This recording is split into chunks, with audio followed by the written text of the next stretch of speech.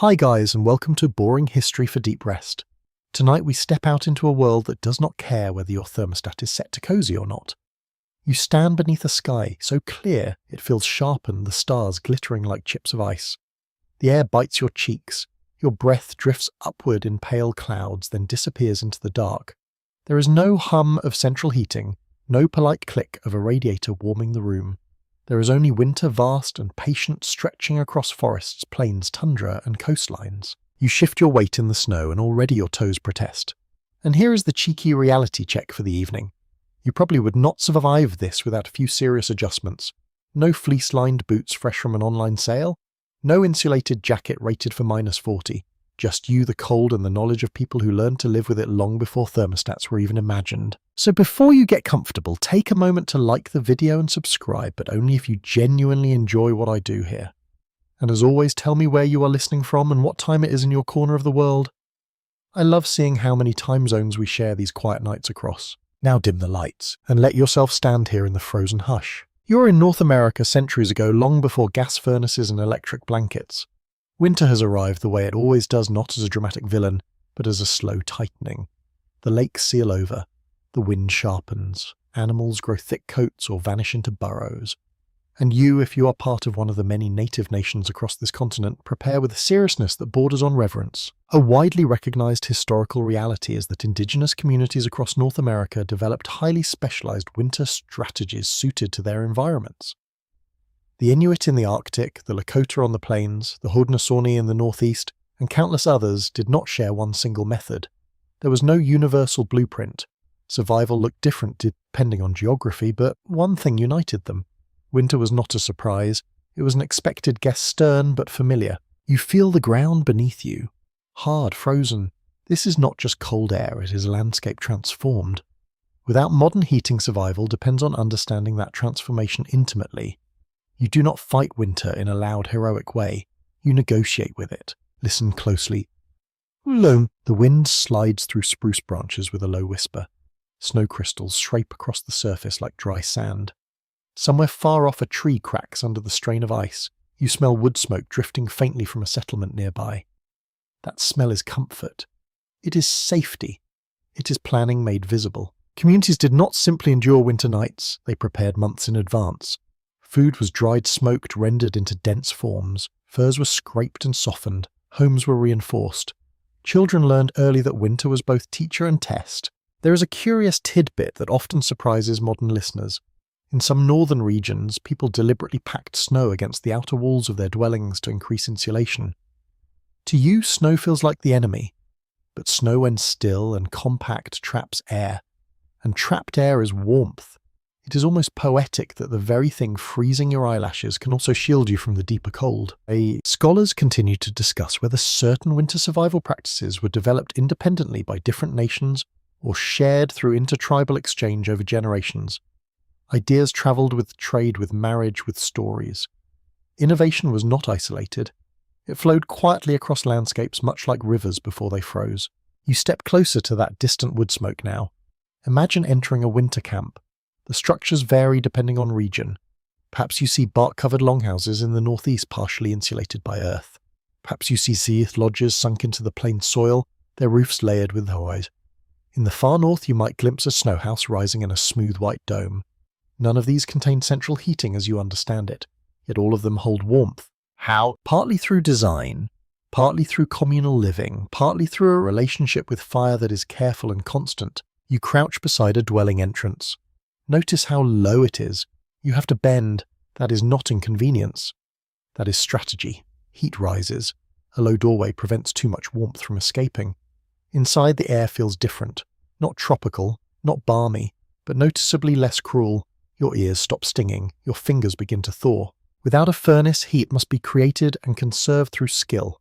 Fires are built with precision. Ventilation holes are positioned to allow smoke to escape without letting warmth flee entirely. You tend the fire as if it is a living companion because it is. Too large and it wastes fuel. Too small and it falters. Fuel itself is precious. Wood must be gathered before heavy snowfall makes travel difficult. In treeless regions, people burned animal fat in stone lamps. Imagine the soft glow of a seal oil lamp in the Arctic. the flame steady and golden, warming hands and lighting faces. There is no thermostat to adjust. Instead, you adjust yourself. You layer clothing, you sleep closer to others, you eat richer foods. You accept that winter nights are long and filled with darkness, and yet they are not empty. You might expect constant misery, but that is not the full picture. Winter nights also mean storytelling, repair of tools, quiet conversation, the crackle of fire, the gentle rhythm of shared breathing. Survival is not only physical, it is emotional. Think about the psychological shift required. In a modern home, if the heat fails, panic sets in within hours. Here there is no expectation of effortless warmth. Comfort is earned. You develop patience with the cold, you respect it. As you settle onto a bedding of furs and woven mats, you feel the texture against your skin. Soft, thick, carefully prepared over many days. Animal hides were not simply thrown over shoulders. They were scraped free of fat, stretched, tanned, sometimes smoked to preserve them. This process was labor-intensive and essential. A poorly prepared hide could stiffen in cold temperatures, becoming brittle. A well-prepared one remained supple and insulating. You pull the robe closer and listen. Outside, the wind presses against the walls. Inside, the fire pops softly. The air smells of smoke, leather, and earth. You are not warm in the modern sense, but you are stable. You are protected enough to sleep. And that is the quiet miracle. Not luxury, not endless heat, just enough. As the night deepens, you realize winter survival without heating was never about conquering the cold outright. It was about building systems of knowledge, about reading the land so well that you knew where to place a lodge, when to move camp, how to store food, how to layer clothing, how to position a fire. You close your eyes. The cold still exists. It always will. But around you is the accumulated wisdom of generations who understood that survival is rarely dramatic, it is steady, methodical, communal. And as the wind continues its long conversation with the frozen trees, you begin to sense that what first felt impossible might with practice and patience become something else entirely, manageable. You wake before dawn, not because an alarm chirps on a bedside table, but because the air has shifted. The fire has settled into a low red glow, and the warmth that wrapped you during the night has thinned to a faint whisper against your skin. You remain still for a moment, listening to the soft breathing of those around you, the faint rustle of fur robes as someone turns over. Outside, the wind moves across the land with a patient, steady hush. You begin to understand that warmth here is not a switch to flip, it is architecture. It is planning shaped by hands and memory. Step outside for a moment and look at the dwelling itself. In many regions, winter homes were not towering structures reaching proudly into the sky. They were low-rounded, sometimes partially buried. This was not an aesthetic choice, it was physics long before physics was written down. It's widely accepted that many native communities constructed winter lodges partially underground to take advantage of the Earth's natural insulation. Soil holds a relatively stable temperature compared to the air above. When you sink part of a home into the ground, you borrow that stability. The biting wind skims over the surface while the interior remains calmer, steadier. You kneel and press your palm to the outer wall. It feels firm, layered. Perhaps it is an earth lodge of the plains, its wooden frame covered with willow branches, then thick sod. In the northeast, it might be a longhouse reinforced with extra bark and sometimes banked with snow along the base. In the Arctic, blocks of snow form a curved dome, each piece cut with precision and stacked in a spiral. There is something quietly brilliant here. Snow, which you once imagined as pure coal, becomes insulation. Packed snow contains tiny air pockets. Air, when trapped, and still resists the transfer of heat. So a snow house can remain surprisingly warmer inside than the outside there. Not tropical, no, but often hovering around freezing even when the world beyond is far colder. There is a curious detail that often goes unmentioned. In some winter lodges, sleeping platforms were raised slightly above the floor. Cold air sinks. By elevating the sleeping area even by a modest amount, you avoid the densest layer of chill. It is a small adjustment, but in long winters, small adjustments matter deeply. Researchers continue to debate whether certain architectural features evolved purely from environmental necessity, or also carried symbolic meaning tied to cosmology and worldview. Was the circular shape of some lodges chosen only for structural strength and heat efficiency, or did it also reflect a deeper spiritual understanding of the world as cyclical? The discussion remains open, and perhaps it is both. You duck back inside. The interior is dim, lit by a rekindled flame at the centre. Smoke rises toward a carefully placed opening in the roof, too large and the warmth escapes too quickly, too small and smoke chokes the space. The balance is delicate, learned through observation across generations. The air carries a mixture of scents. Wood smoke faintly sweet, The earthy dampness of packed soil, the musk of cured hides, it is not sterile, it is live. Without metal nails or industrial fasteners, structures were held together with wooden pegs, rawhide lashings, and carefully fitted joints. You notice how beams rest in notched supports, how tension holds the frame steady. This is engineering without blueprints in the modern sense, yet refined through experience. A poorly constructed lodge would fail in the first heavy snowfall. A well-built one stands season after season. You run your hand along the interior wall. It is layered. In some regions, mats woven from reeds or grasses line the inside, adding another barrier against drafts. In others, thick hides hang as interior curtains, creating pockets of warmer air near sleeping areas. Each layer reduces the movement of cold air, each layer slows heat loss. And here is the quiet truth. There is no single miracle solution. Warmth is cumulative, a little from the earth, a little from the fire, a little from the shared presence of bodies, a little from careful sealing of cracks. Imagine stepping outside again during a snowfall. The world feels muffled. Snow absorbs sound, turning even sharp noises into softened echoes. Now imagine that same snow drifting up against the outer walls of the lodge. It becomes a protective blanket. Wind that once sliced directly against bark or hide now meets a cushion. You might think this all sounds precarious, and in a way it is. Winter does not forgive carelessness. A structural weakness, a poorly sealed seam, a neglected fire, and the night grows dangerous quickly. There is a lesser-known anecdote recorded by early observers in the far north. Some Arctic builders would test the tightness of a snowhouse by lighting a small lamp inside and watching the smoke pattern. If it swirled too aggressively, they knew a gap needed sealing. It was an early form of airflow testing long before anyone spoke of insulation ratings. You settle back down on the raised platform, feeling the woven mat beneath you. The fire crackles gently. Heat rises and spreads outward. You notice how people position themselves thoughtfully. Elders near the warmest area. Children tucked between adults. There is choreography in this arrangement. Outside, the sky begins to lighten slightly, though the sun remains low on the horizon for much of winter. In northern regions, daylight can be brief and pale. The lodge becomes a small universe against that vast dimness. You reflect on how modern homes often separate individuals into private rooms. Here, winter compresses space. Privacy exists, but it is negotiated. The communal nature of the dwelling strengthens both heat retention and social bonds. You cannot drift too far from one another, not physically, not emotionally. The walls creak softly as wind presses against them, but they hold. The design accounts for pressure. Rounded shapes deflect gusts more effectively than flat surfaces. Flexible materials bend slightly rather than snapping. Nothing is accidental. As the fire is fed, fresh fuel warmth slowly expands again. Not dramatically, not with a rush of hot air through vents, but gradually, almost politely.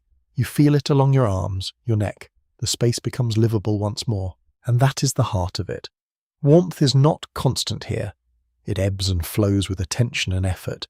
You rise, gather more fuel, check the seams, brush snow away from the entrance, so it does not block ventilation. Maintenance is daily, sometimes hourly, yet there is no sense of frantic struggle, only rhythm. You begin to see that surviving freezing winters without modern heating was never a matter of enduring endless misery. It was a dance between shelter and season, a deep understanding that the earth itself could become insulation, that snow could become protection, that shape and material could shift the balance between life and danger. The lodge around you feels less like a fragile hut and more like a carefully tuned instrument responding to wind, snow, and human presence. Each winter adjustments are made, improvements remembered, decisions remembered, mistakes avoided next time. And as you watch the thin daylight spread across the snow outside, you realize that warmth here is not about conquering nature.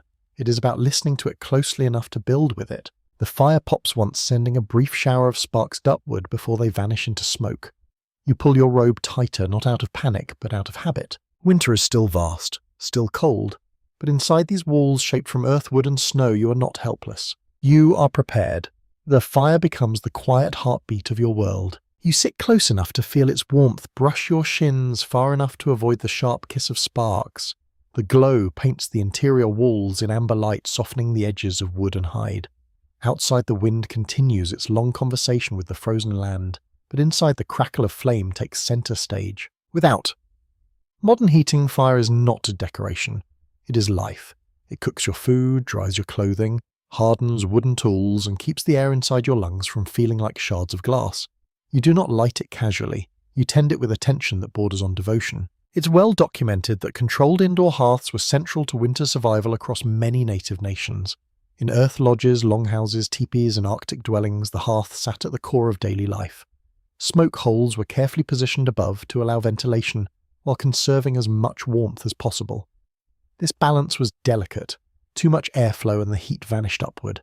Too little and smoke thickened the air until your eyes watered and your throat tightened. You lean forward and add a piece of fuel, placing it with care. The flame responds slowly, licking at the new wood, then embracing it fully. The scent deepens. Resin from pine releases a sweet, sharp note. Hardwood burns steadier longer, producing a bed of coals that glow like small suns. There is a fascinating small detail often overlooked. In Arctic regions where large trees were scarce, people used stone lamps fueled by animal fat, especially seal oil. The wick, often made from moss or plant fibres, produced a steady flame that gave off both light and heat. It was not a roaring blaze, but it was reliable. In a snow house, even that modest flame could raise the interior temperature significantly compared to the bitter air outside. Specialists still discuss whether certain ventilation designs were standardized within communities or varied widely between families based on individual preference and experience. There was no universal manual. Knowledge passed through observation, imitation, and quiet correction. You stretch your hands toward the warmth and feel the blood return to your fingers. The sensation tingles almost electric. Heat here is earned minute by minute. It is not piped invisibly through walls. It is built, fed, guarded. And guarded it must be. Fires inside enclosed spaces carry risk.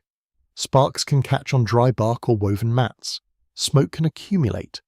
So the hearth is surrounded by cleared earth or stone. Ash is removed carefully. Embers are banked at night so the fire never fully dies, because relighting from scratch in deep winter is not always simple. Imagine waking before dawn and finding only cold ash. You would need dry tinder, skillful hands, patience. In damp or snowy conditions, dry material is precious. That is why embers are often preserved under layers of ash overnight, kept alive, in a slow smoulder ready to bloom again with a gentle breath. There is a quiet intimacy in this relationship with flame. You listen to it. You watch its colour. A bright yellow flicker signals lively combustion. A dull red glow tells you coals are stay high. Thick dark smoke means fuel is too green or airflow too restricted. The hearth also shapes social space. You notice how people gather in a loose circle facing inward. Conversations unfold here. Tools are repaired in the firelight. Children lean against elders. Stories stretch across the room like invisible threads. You might expect winter nights to be filled only with anxiety about survival. But here by the fire, there is also warmth of another kind. Laughter rises softly. Someone recounts a memory of a hunt from autumn. A child asks a question about stars glimpsed through the smoke hole. The flame illuminates faces, making eyes shine. It is said that in some communities the fire was treated almost as a living presence deserving of respect. Not worshipped in the way outsiders might imagine, but acknowledged. You do not spit into it carelessly. You do not waste it. Fire is both a servant and force. Outside, the cold presses against the walls again. You can feel the difference between inside and out. Step beyond the doorway and your breath sharpens instantly. Return and your lungs ease. A lesser-known tidbit comes from accounts of winter travellers who sometimes carried small bundles of glowing embers in specially prepared containers lined with insulating material. These embers allowed them to restart fires quickly at temporary camps. It was an early portable heating system, modest but effective. You glance upward at the smoke hole. The sky beyond it is pale daylight struggling through a curtain of cloud. Snow drifts down lightly and a few flakes swirl inside before melting in the warmth. The design is never perfect, but it is functional. In some structures, especially larger longhouses, multiple hearths might burn along the central corridor, each serving a cluster of families. The cumulative heat from several fires created a stable environment. It also meant constant cooperation. Fuel had to be shared. Ash removed collectively. Watch kept. There is no solitary winter survival here. Even if you wish to retreat into silence, the fire pulls you back into community. It demands attention and offers comfort in return. As afternoon light fades quickly in the short winter day, you add more fuel. The rhythm becomes almost meditative. Feed, watch, adjust, listen. You reflect briefly on how modern heating has made warmth anonymous. A thermostat clicks and warm air appears as without scent, without sound. Here heat is sensory. You hear it crackle, you smell it, you see it flicker, you feel its uneven pulse on your skin. And perhaps that unevenness keeps you alert. You do not drift into complacency. You remain aware of your environment. There is also efficiency in fuel selection. Hardwoods like oak burn longer and produce more sustained coals, while softer woods ignite quickly but burn faster. Knowledge of local trees matters deeply. In treeless tundra, driftwood or bone may supplement fuel. Nothing is wasted. As night falls again, the interior glows softly. Shadows dance along the curved walls. You lie down, positioning yourself carefully to benefit from rising warmth without crowding the hearth. Someone stirs the coals one last time before sleep. The fire settles into a steady breathing glow. You listen to the wind outside, but it feels distant now, muffled by walls and flame. The cold remains vast beyond this small shelter. It always will. Yet within this circle of light, you are not merely enduring winter. You are shaping a pocket of livable space against it. And as your eyes grow heavy, you realize that without modern heating, warmth becomes a relationship, not automatic, not taken for granted, earned, mended and shared. The embers pulse softly in the dark like a slow, steady heart carrying you through the longest nights. You shift closer to the warmth without fully waking, guided more by instinct than thought. The fire has settled into a low orange glow, and the space beside you is warm in a way that feels almost tender. An elbow brushes your arm. A child's foot presses against your calf. No one apologizes. In winter, closeness is not intrusion, it is strategy. You begin to understand that surviving freezing nights is not only about walls and fire, it is also about bodies. Across many native communities, sleeping arrangements in winter were communal. Families did not scatter into separate rooms, they gathered. In longhouses of the northeast, multiple families might share one extended structure, each with designated sleeping areas along the walls but united under one roof. In Plains Earth lodges, relatives arrange bedding around the central hearth. In Arctic dwellings, limited interior space meant proximity was inevitable. Ethnographic records consistently show that shared sleeping spaces increased retained warmth inside winter homes. Human bodies generate heat constantly. One person alone under furs retains a certain amount. Several together create a small climate of their own. You feel this now as you settle more fully into the woven mat beneath you. The warmth spreads not evenly but generously. There is something almost mathematical about it. Heat radiates outward from each person. When bodies cluster, those radiant fields overlap. Cold air is displaced by shared warmth. The thick hides layered above you trap that heat, creating a cocoon of breath and heartbeat. It may surprise you that some winter bedding arrangements were deliberately organized by age and vulnerability. Elders and infants were often positioned closest to the warmest area near the hearth, or within the densest cluster of adults. This was not merely affection, it was practical compassion. Some researchers have suggested that communal sleeping reinforced social bonds in ways modern private bedrooms do not. Others wonder whether privacy norms were more flexible in winter simply because survival required it. The answer likely shifts from region to region, family to family. There is no single pattern stamped across the continent. The air inside the lodge is thick with quiet. Outside, wind brushes against the structure. Inside, the soft sound of breathing creates its own rhythm. You notice how blankets and robes are layered strategically. Fur side inward for insulation, hair side outward to shed moisture. The texture against your cheek is soft, slightly oily from careful preparation. A small but fascinating detail appears in some historical accounts. In particularly cold conditions, people sometimes warmed stones near the fire, wrapped them in hides, and placed them near sleeping areas to add localized heat. These were not blazing hot, just gently warm, extending the fire's reach beyond its immediate circle. You turn slightly and feel the difference between the outer edge of the bedding and the center where several bodies rest together. The outer layer cools faster, the center holds warmth longer. You are living inside a lesson in thermodynamics without ever using the word. It's often acknowledged that winter strengthened extended family structures because cooperation was not optional. You needed each other. Fuel had to be gathered. Snow cleared from entrances. Food rationed carefully. During the longest nights, emotional warmth mattered as much as physical heat. And yes, there were tensions. Imagine the closeness, the lack of personal space, the way every cough or restless shift is felt by others. Yet winter also demanded patience, a sharp word carried in confined air. So you learned restraint. There is also evidence that children were socialized early into this rhythm of collective living. They grew accustomed to shared space, shared blankets, shared responsibilities. In the modern world, we often think of independence as maturity. Here, interdependence is survival. You notice how even in sleep, people remain loosely aware. Someone adjusts the fire when it dims. Another pulls a robe higher over a child's shoulder. A cough is answered with a murmur. It is not restless vigilance, but a gentle attentiveness. A lesser-known anecdote comes from northern accounts describing how in extreme cold dogs were sometimes brought inside or near sleeping areas not only for their protection, but because their body heat added to the shared warmth. To modern sensibilities, this might seem unusual, yet in an environment where every degree matters, warmth is warmth. You imagine the temperature outside dropping further. The night deepens. Frost forms along the inner edges of the smoke hole, and yet beneath layers of hide and shared presence you remain comfortable enough to drift. Some historians question whether communal sleeping significantly reduced mortality during severe winters, or whether its benefits were more modest than often portrayed. Precise measurements are impossible now. What remains undeniable is that communities relied on togetherness as a practical tool. You become aware of your own breathing matching the rhythm of those around you. Inhale, exhale, the air is warmer beneath the covers, faintly humid from shared breath. It smells of leather smoke and human presence. There is no electric blanket humming beneath you, no programmable thermostat nudging the temperature up at dawn. Instead, warmth is collective. It requires trust, it requires surrendering the illusion that you are self-sufficient. You reflect briefly on how modern life prizes isolation. Bedrooms with closed doors, individual climate control, separate routines. Here, winter presses everyone closer physically and emotionally.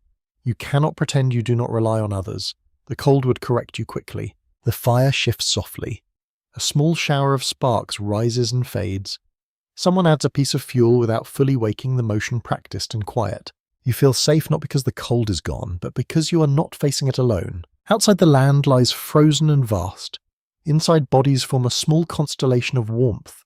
You are part of that constellation now, a single point of heat contributing to the whole. As sleep pulls you under again, you realize that surviving without modern heating was never just about materials or architecture. It was about people, about proximity, about shared breath in the dark. And in that closeness, winter loses some of its edge. Morning comes slowly, as if reluctant to disturb the warmth you have built together. The fire has been stirred back to life and faint light seeps through the smoke hole above. You stretch beneath the layered robes, feeling the texture of fur against your fingertips.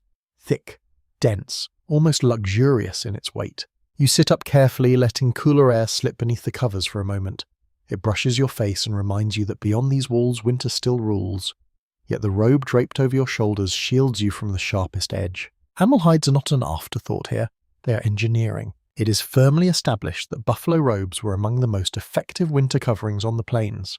The dense underfur of the American bison trapped air efficiently, creating remarkable insulation. Early European observers often remarked, sometimes with astonishment, at how warm these robes were even in severe cold. A single well-prepared hide could mean the difference between comfort and real danger on a frozen night. You run your hand along the inside of a robe. The fur is soft and tightly packed.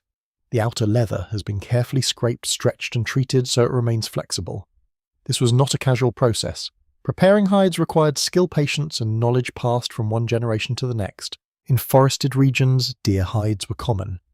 In the Arctic caribou, fur was prized for its hollow hair, shafted, which enhanced insulation. You might not notice the science immediately, but the design is there. Hollow hairs trap additional air. More trapped air means more warmth. There is an intriguing detail that rarely appears in textbooks. Winter robes were sometimes worn with the fur facing inward for maximum insulation during extreme cold, but turned outward in milder conditions to protect the fur and manage moisture. The flexibility of use mattered as much as the material itself. You rise and drape the robe around your shoulders properly. It falls heavy and reassuring. The smell is faintly smoky from nights near the fire. That smoke is not merely incidental.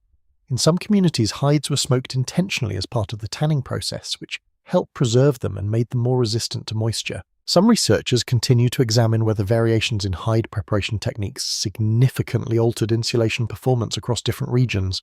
Did smoking a hide make it measurably warmer or primarily more durable? The answer may vary depending on climate and method. Outside, snow crunches underfoot as someone steps away from the lodge.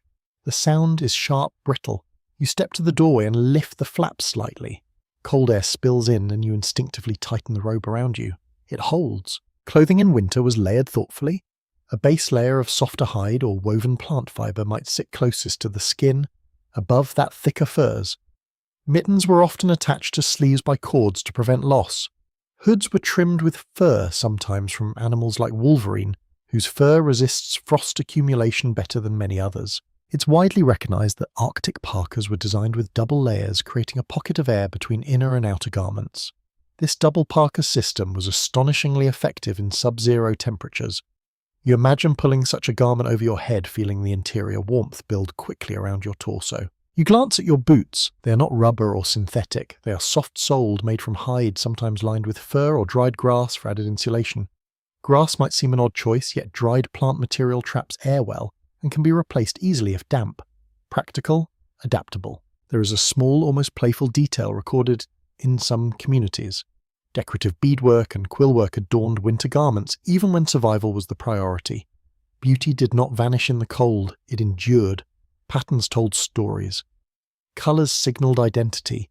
Warmth and artistry coexisted. You step fully outside now, testing the robe against the open air. The cold presses against you, but it does not pierce. The fur diffuses it, softens it. Your breath curls upward in pale spirals. The world is white and vast. In the distance, someone shakes out a hide that has gathered frost overnight. Ice crystals scatter in a sparkling arc. Hides must be maintained carefully. If they become saturated and freeze, they stiffen and lose flexibility, so they are dried near the fire, brushed aired when possible. Some historians question how long a single buffalo robe would remain effective under constant winter use. Wear and tear were inevitable. Repairs were frequent. Patches were added. Life was not disposable. Nothing was casually replaced. You kneel to adjust your leggings, tying them securely at the waist. Wind slides across the open land and you feel the robe respond, shifting but holding its structure. The outer leather blocks some of the wind's force while the fur beneath traps your body heat. Imagine spending hours outside in these garments, tending to tasks that cannot wait for spring, gathering wood, checking traps, feeding dogs. The clothing must allow movement without sacrificing warmth. Too heavy and you tire quickly, too thin and the cold seeps through. You brush snow from your sleeve. It clings briefly, then melts slowly where your body heat reaches it. Moisture management becomes crucial. Damp clothing in freezing temperatures is dangerous, so garments are aired, dried, rotated when possible. Inside the lodge, the fire flares brighter as fresh fuel catches. You return and hang the robe near, but not too near the flame. Heat dries gently. Too close and leather scorches. The texture of winter clothing against your skin becomes part of your sensory world. The weight across your shoulders, the brush of fur at your neck, the faint crackle when leather shifts. You reflect briefly on how modern winter jackets rely on synthetic insulation, light and efficient. Yet here, centuries earlier, communities achieved comparable protection using materials gathered from the land around them. Knowledge replaced factories. Observation replaced laboratory testing. There is quiet confidence in that knowledge. You do not wear the robe hoping it works. You know it works because generations have trusted it before you. As the day brightens slightly, tasks begin. But the robe remains close, ready for nightfall again. It is not simply clothing, it is portable shelter. It is warmth you carry with you when you step beyond the lodge walls. And as you settle back near the fire, wrapping yourself once more in thick fur, you realize that surviving freezing winters without modern heating depended not only on structures and flame, but on what you wore against your own skin. Layer by layer, hide by hide, warmth becomes something you inhabit. The air grows sharper as you travel farther north, where the horizon feels endless and the sun lingers low, even at midday. Snow stretches in every direction, not as a soft inconvenience, but as a permanent architecture of winter. You pull your hood tighter and imagine approaching a structure that at first glance looks like part of the landscape itself. A smooth white dome rises from the snow, curved and seamless. It does not shout for attention, it blends. This is a snow house, often called an igloo in the Inuit language, and it is far more sophisticated than your first impression might allow. You run your hand along the outer surface. The snow feels firm, almost like carved stone. The blocks have been cut with precision from compacted snowdrifts, shaped into wedges and stacked in a spiral that leans inward as it rises. Each block supports the next. No wooden beams, no nails, only geometry and understanding. It's well established that properly constructed snow houses could maintain interior temperatures significantly higher than the outside air, sometimes hovering around freezing even when external conditions plunged far lower. That difference might not sound dramatic to you, accustomed to heated rooms, but when the world outside sinks to brutal extremes, a shelter that holds steady near freezing can mean survival. You crouch to enter. The doorway is low and often tunnel-shaped, forcing you to crawl slightly before rising inside. This design is not inconvenience, it is cleverness. Cold air sinks and collects in the lower tunnel, while warmer air remains in the main chamber above. You feel the shift immediately. The wind disappears, the silence deepens. Inside the light filters through the snow walls in a soft blue glow. It is dim yet luminous, like being inside a lantern. A seal oil lamp flickers gently on a carved stone platform, its flame steady and golden. The air smells faintly of oil and clean snow. There is an almost magical quality to realizing that snow, the very substance of cold, becomes your shield against it. The secret lies in structure. Snow that has been compacted by wind contains countless tiny air pockets. Those pockets resist heat transfer. Instead of conducting the outside cold directly inward, the walls slow its movement. You press your palm against the interior wall. It feels cool but not piercing.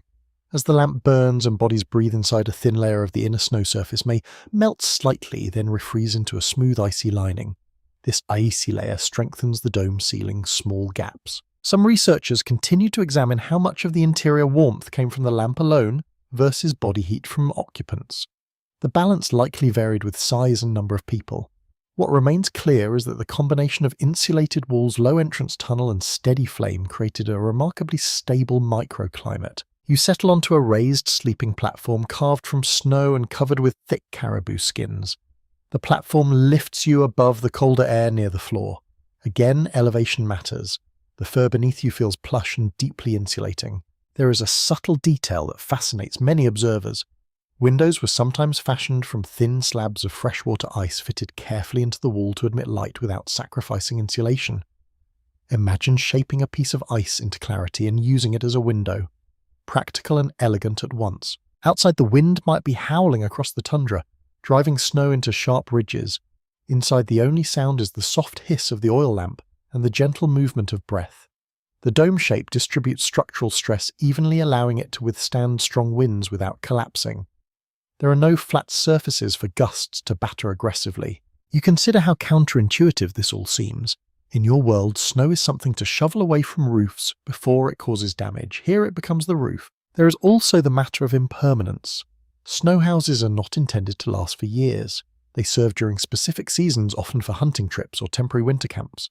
Mobility remains possible even in the Arctic. When conditions change, new shelters can be built. A curious anecdote appears in accounts from Arctic explorers who were astonished at how quickly experienced builders could construct a snow house. In capable hands, a functional shelter might rise within an hour. Efficiency was essential when daylight was brief and temperatures unforgiving. You glance toward the entrance tunnel. It curves downward before opening outside, blocking direct wind. Snow piled around the base reinforces insulation further. Every detail responds to climate. Some scholars explore whether variations in snowhouse design reflected subtle regional differences in snow texture and wind patterns. Snow is not uniform. Powder behaves differently from wind-packed drifts. The builder reads the snow as you might read a manual. You draw the caribou skin higher around your shoulders. The hollow hairs trap warmth effectively. Combined with the insulated walls and steady lamp, the interior feels almost serene. There is no roaring fire here, no stack of logs. Instead, heat is modest and controlled. The oil lamp provides just enough warmth to shift the balance away from danger. You lie back and look up at the curved ceiling. The geometry above you feels protective. The dome holds. The snow outside continues to fall, but it adds to the insulation rather than threatening collapse unless conditions become extreme. It's remarkable to think that in one of the harshest climates on Earth, people developed a shelter from the very material that surrounds them. No imported lumber, no bricks fired in kilns, only snow cut and placed with intention. As you close your eyes, the blue light softens. The lamp flickers steadily.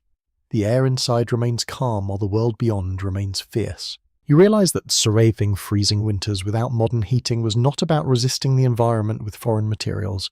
It was about understanding it so intimately that even snow could become sanctuary. And in that quiet dome of white, the cold feels less like an enemy and more like something skillfully redirected.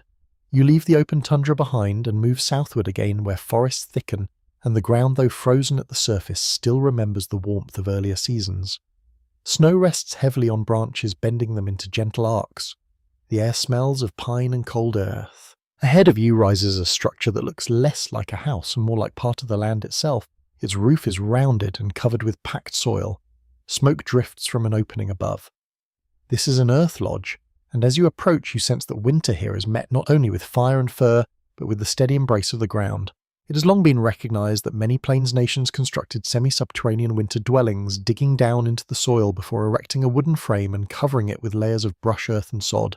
The result is a structure partially cradled by the land itself. You step toward the entrance, which is slightly recessed and often protected by an extended passage. This entryway reduces direct wind intrusion, forcing cold air to travel a longer path before reaching the main chamber. You notice how the door flap hangs thick and heavy, creating another barrier. As you duck inside, the temperature shift is immediate. The air is not warm in a modern sense, but it feels buffered, stable. The earth surrounding the lower walls acts as insulation, resisting rapid temperature change. The soil does not freeze and thaw as quickly as exposed air. You run your hand along one of the central wooden posts supporting the roof. The beams converge overhead in a circular pattern, meeting around a smoke hole that allows fire to breathe. Light filters down in a muted glow. There is something profoundly grounding about a home that sinks into the earth rather than standing apart from it. You feel sheltered in a way that goes beyond simple protection from wind. Some researchers continue to explore how variations in lodge depth influenced interior warmth across different regions. A deeper excavation meant more earth insulation, yet it also required more labour and careful structural support. Each community found its balance. You sit near the central hearth, noticing how the floor is slightly lower than the sleeping areas along the perimeter. Again, elevation matters. Cold air settles near the ground, while warmer air circulates higher. Sleeping platforms built along the edges lift occupants away from the coldest layer. There is an intriguing detail recorded in some accounts. During severe cold, additional earth or snow might be piled against the exterior walls to increase insulation further. The lodge becomes thicker, more deeply embedded in the landscape as winter intensifies. The roof layered with branches and sod holds snow naturally. Instead of collapsing under weight, it incorporates the snow into its insulation system. You might once have feared a roof buried in snow. Here it is a sign of effectiveness. Inside, the scent of earth mingles with wood smoke. The air feels still protected from the cutting gusts outside. Children move quietly along the raised edges, their footsteps muffled by woven mats and hides. It's often acknowledged that earth lodges could remain comfortable through harsh winters when properly maintained. Maintenance is constant. Posts must remain sound. Roof layers checked for weakness. Smoke hole adjusted according to wind direction. You imagine heavy snowfall outside the world turning white and silent. From within the lodge you hear only a muted hush.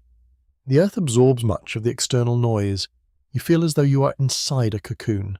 There is a lesser-known anecdote from early observers who described stepping into earth lodges during winter and being struck by how unexpectedly temperate they felt compared to the open plains. The contrast was startling, especially for those unfamiliar with such design. You glance upward at the smoke hole where a thin column of smoke threads into the pale sky. The opening is not fixed. It can be partially covered to regulate airflow. Too wide and warmth escapes. Too narrow and smoke accumulates. Some historians question whether earth lodges evolved primarily from earlier pithouse traditions, or whether multiple architectural influences converged over time. Cultural exchange across regions likely played a role, yet local conditions shaped final forms. You shift your weight and feel the solid firmness of the raised platform beneath you. Thick robes line the surface, creating a barrier between you and the cooler air below. The fire crackles gently at the center, its light reflecting softly off wooden beams darkened by years of smoke. Outside, the prairie wind might be fierce, sweeping across open land without obstruction.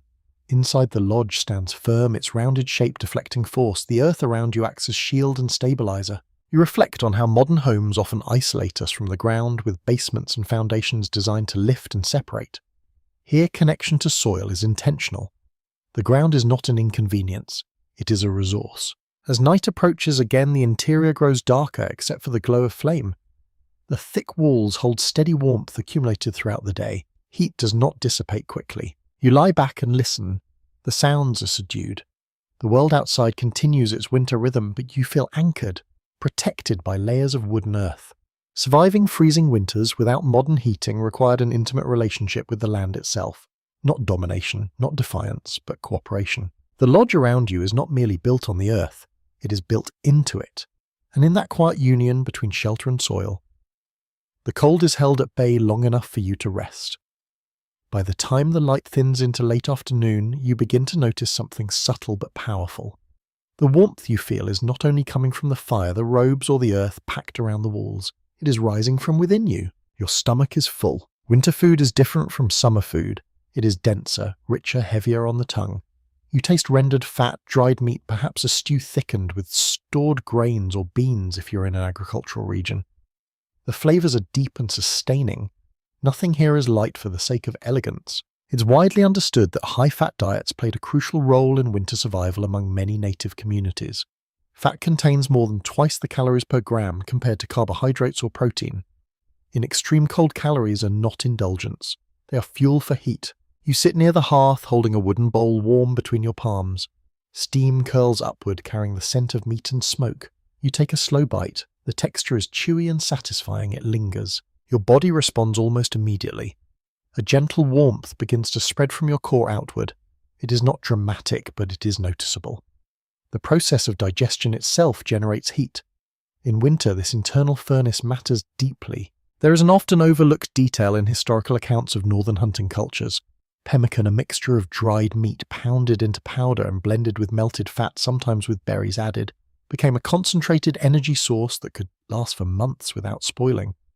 It was compact, portable, and astonishingly caloric. You imagine kneeling beside a large hide laid flat on the ground during autumn, watching strips of meat dry in the sun before being pulverized and mixed with warm fat. The result forms dense cakes that harden as they cool. In winter, a small portion can sustain you through hours of exposure. Some researchers continue to explore whether the balance of macronutrients shifted dramatically between seasons in different regions, or whether winter diets were simply an intensified version of year-round eating patterns.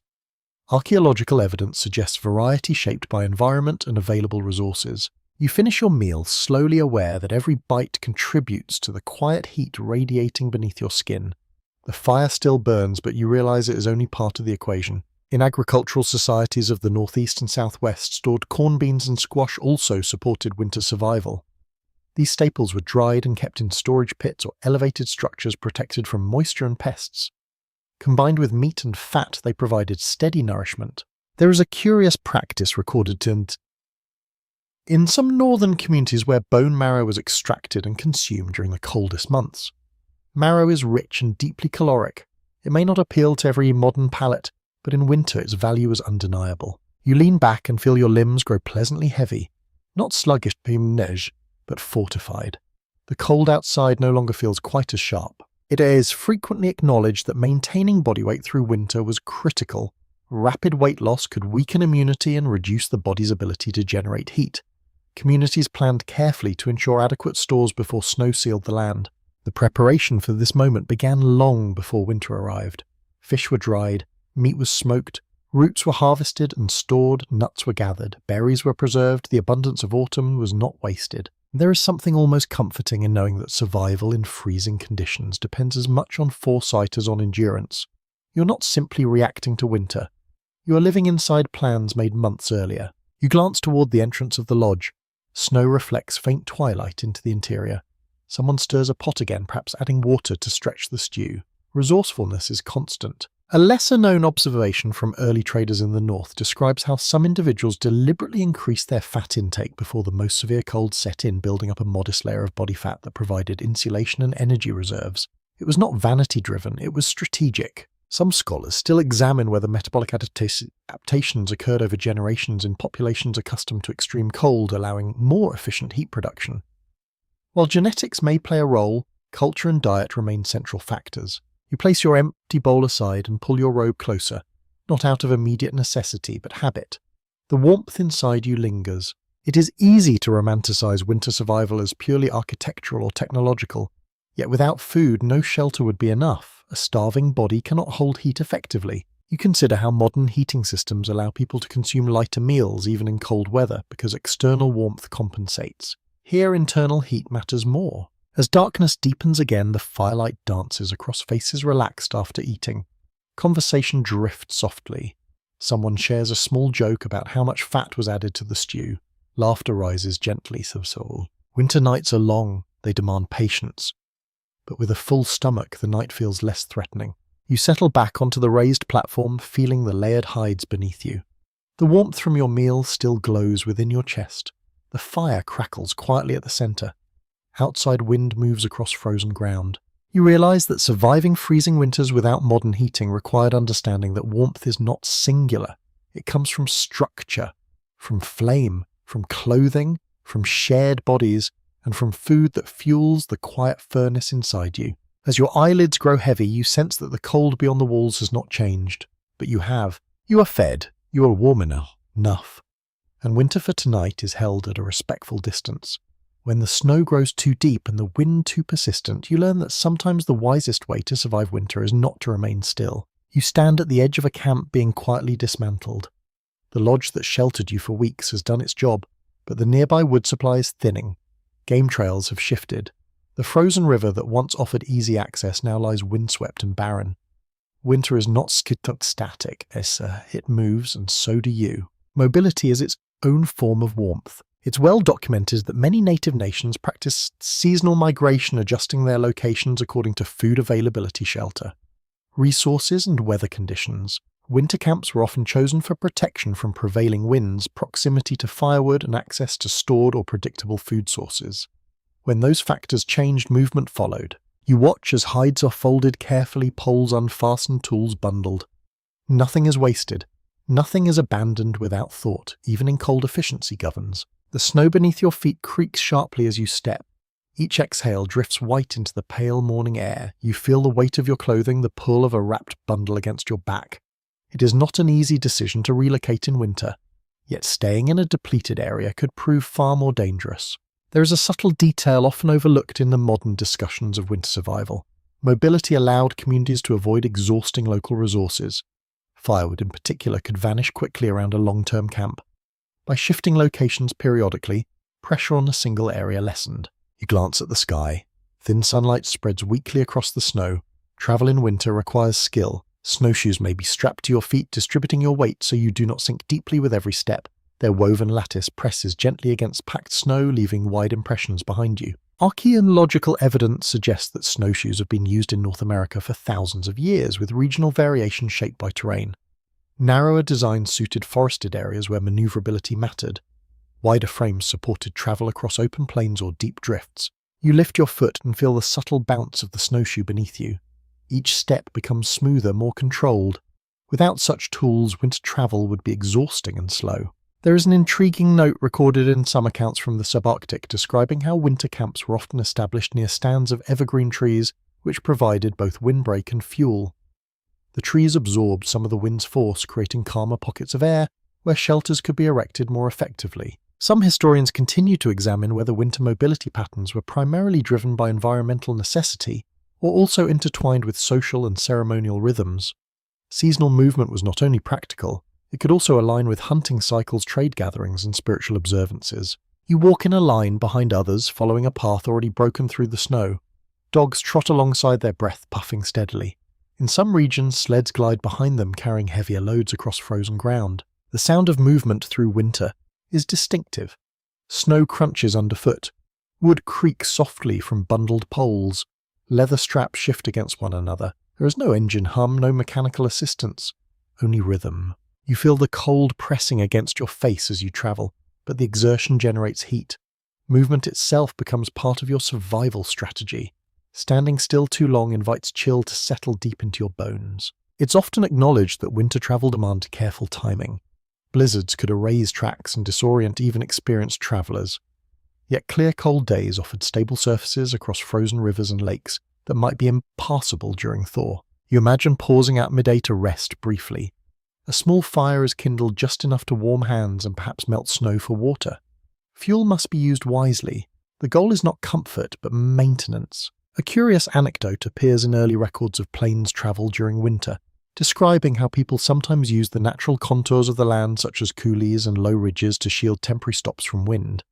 Even subtle dips in terrain could create calmer air. As afternoon fades, you approach a new site selected for winter shelter. The location is not random.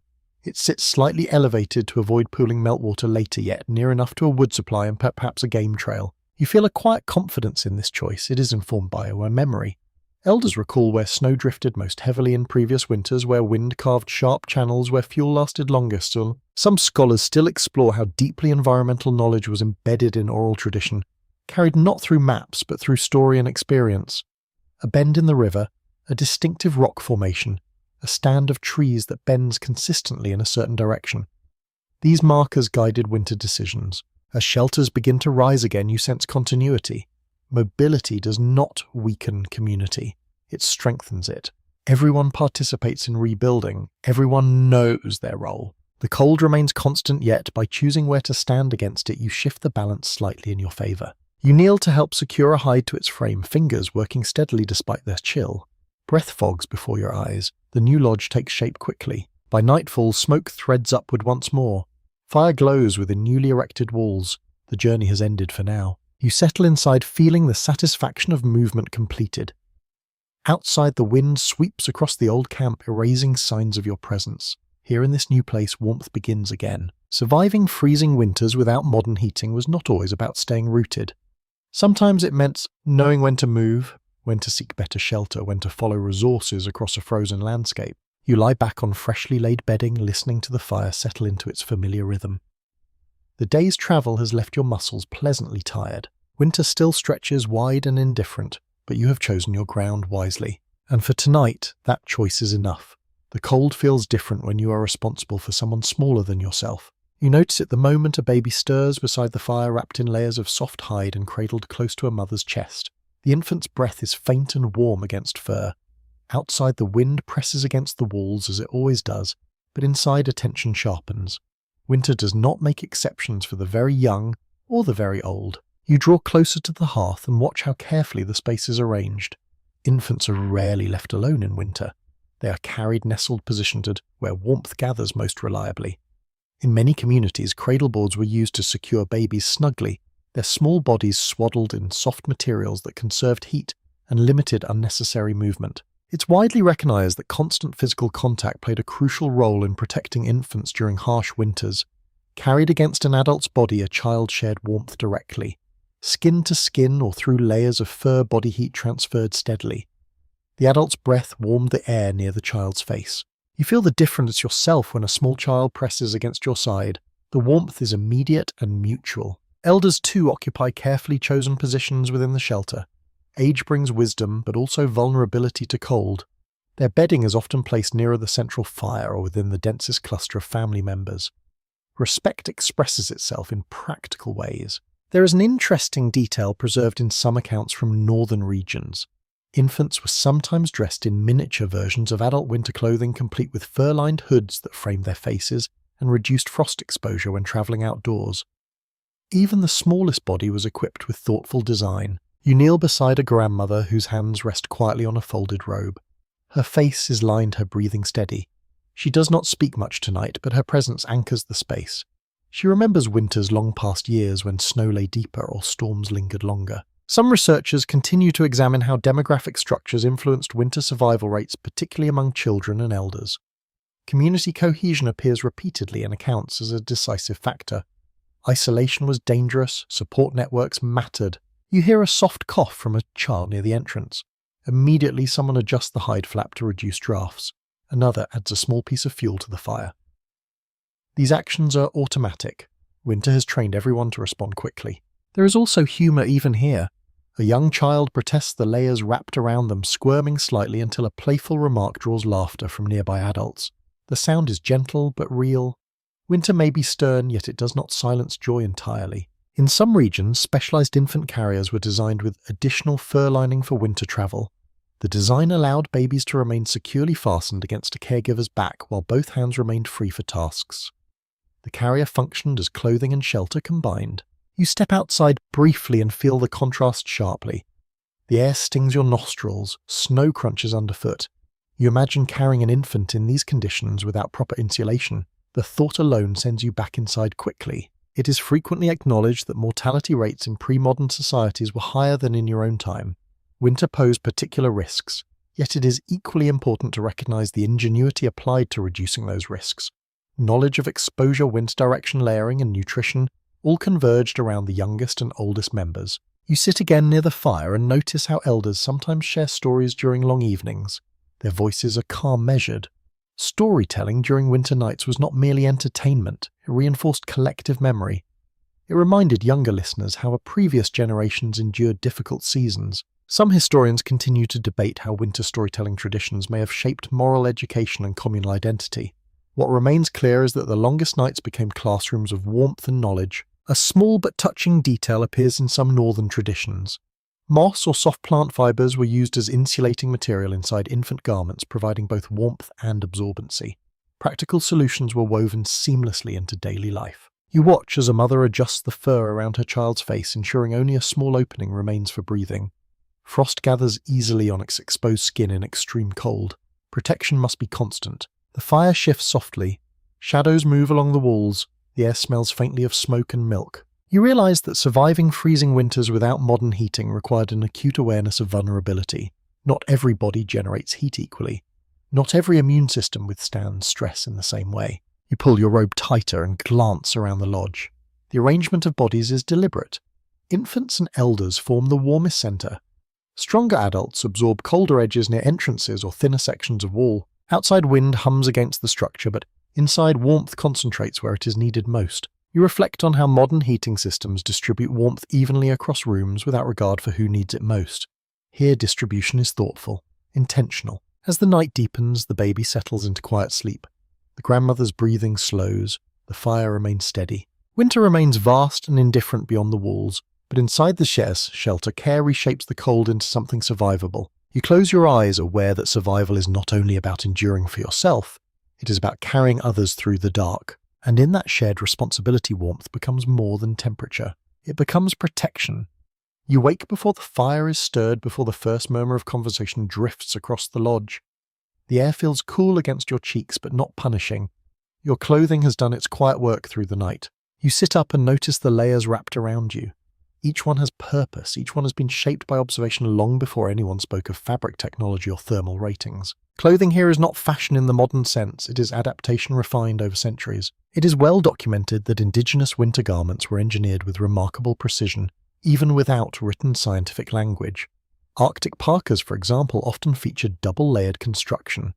An inner parka worn with fur facing inward trapped body heat, while an outer layer with fur facing outward shielded against wind and snow.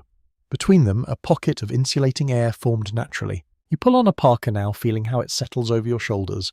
The hood frames your face trimmed with fur that disrupts airflow and reduces frost buildup.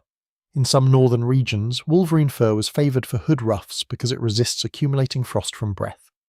It is a small detail, yet in bitter cold, small details matter deeply. Your leggings are fitted snugly but allow movement. Mittens connect by a cord that runs through your sleeve so they cannot be easily lost in snow. Boots are soft-soled, often lined with fur, or stuffed with dried grass for added insulation. Grass can be replaced if it becomes damp. Resourcefulness is built into the design. You step toward the entrance and lift the flaps slightly. A breath of cold air spills inward, crisp and dry. You brace for the sting, but your clothing buffers it effectively. It has long been recognized that tailored winter garments in many native communities were shaped by direct environmental feedback. Hunters who spent long hours exposed to wind quickly learned which seams leaked warmth and which cuts restricted movement. Adjustments followed. You examine the stitching along your sleeve. It is tight and careful, often made with sinew thread that swells slightly when damp, sealing small gaps against moisture. This natural property enhances durability and insulation at once. There is an intriguing detail found in accounts from forested regions where woven plant fibre layers were sometimes worn beneath the hides to wick moisture away from the skin. Staying dry is as important as staying warm. Sweat trapped against the body can cool rapidly. You walk outside fully now. Snow reflects pale morning light. The cold presses gently against your clothing but does not pierce through. Your breath fogs before you. Some researchers continue to explore whether certain clothing designs spread between regions through trade and intermarriage, or whether similar solutions emerged independently in response to comparable climates. The parallels across distant communities are striking. You flex your fingers inside thick mittens. Separate finger gloves might offer dexterity, but mittens conserve heat more effectively by keeping fingers together. Practical compromise shapes every decision. A curious observation appears in early descriptions from the subarctic, noting that some winter garments were deliberately made slightly oversized to trap more air. Air is the true insulator. The clothing is simply its container. You bend to adjust your boot ties, feeling how the soft leather conforms to your feet. Hard-soled boots might crack in extreme cold. Flexibility matters. Inside the lodge, someone shakes out a garment near the fire, careful not to scorch it. Clothing maintenance is constant. Wet fur must dry slowly to preserve its loft. Stiff leather must be softened periodically to prevent cracking. It is frequently acknowledged that the absence of metal fasteners did not limit durability. Rawhide ties, bone toggles, and wooden clasps secured garments effectively, every component derived from the environment. You reflect on how modern winter clothing often relies on synthetic fibers engineered in laboratories. Yet here, centuries earlier, knowledge of animal behavior and plant properties produced comparable insulation through observation alone. The cut of your parka allows freedom of movement for gathering wood or travelling on snowshoes. It is not bulky in the wrong places. It does not snag easily on branches. Some historians still debate how quickly clothing innovation spread across different nations before sustained European contact. Trade routes carried more than goods. They carried ideas. You turn your face into the wind, briefly testing the hood. The fur ruff breaks the airflow, reducing direct exposure to your cheeks. Frost forms lightly on the outer hairs, but not against your skin. There is also artistry here. Even in winter, beadwork, quillwork, and decorative stitching appear along hems and cuffs. Warmth does not exclude beauty. Identity persists through pattern and colour. You step back inside satisfied. The interior feels warmer after the brief exposure. Your clothing carries a small reservoir of retained heat. As you sit near the fire again, you understand that surviving freezing winters without modern heating depended not only on shelter but on portable insulation tailored to climate and task. Your garments are more than protection. They are knowledge made tangible. Every seam carries memory. Every fur trim reflects generations of refinement. The fire brightens as someone adds fresh fuel.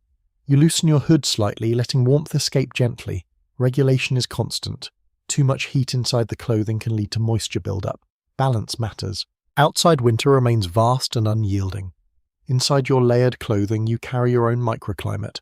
You settle back onto the raised platform, hands resting on thick fur, feeling prepared for whatever the day requires. Without furnaces or radiators, you become your own thermostat. And in that quiet partnership between body and garment, the cold loses some of its authority. Night settles again, not with drama, but with a slow dimming of the world. The pale winter sun slips away early, leaving a sky brushed with indigo. Inside the lodge, the fire glows softly, yet your senses extend beyond the walls. You lie still, eyes half closed, listening. Winter is not silent, it simply speaks in subtler tones. A branch cracks somewhere in the forest, sharp and sudden as the cold tightens its grip on wood. Wind slides along the outer walls with a low, steady murmur. Snow shifts from the roof in a soft sigh. Every sound carries information. It's broadly acknowledged that attentiveness to environmental sound was a crucial survival skill in winter. In a season when visibility could be limited by darkness or storms, your ears became scouts. The difference between wind and an approaching animal could mean everything. You turn your head slightly toward the entrance where the hide flap rests against its frame. A faint rustle there might signal nothing more than drifting snow, or it might indicate a curious fox investigating scents. In winter, animals move differently, their footsteps amplified against frozen ground. You inhale slowly and detect the layered scents of the lodge. Smoke, leather, a hint of damp wool or grass insulation drying near the fire.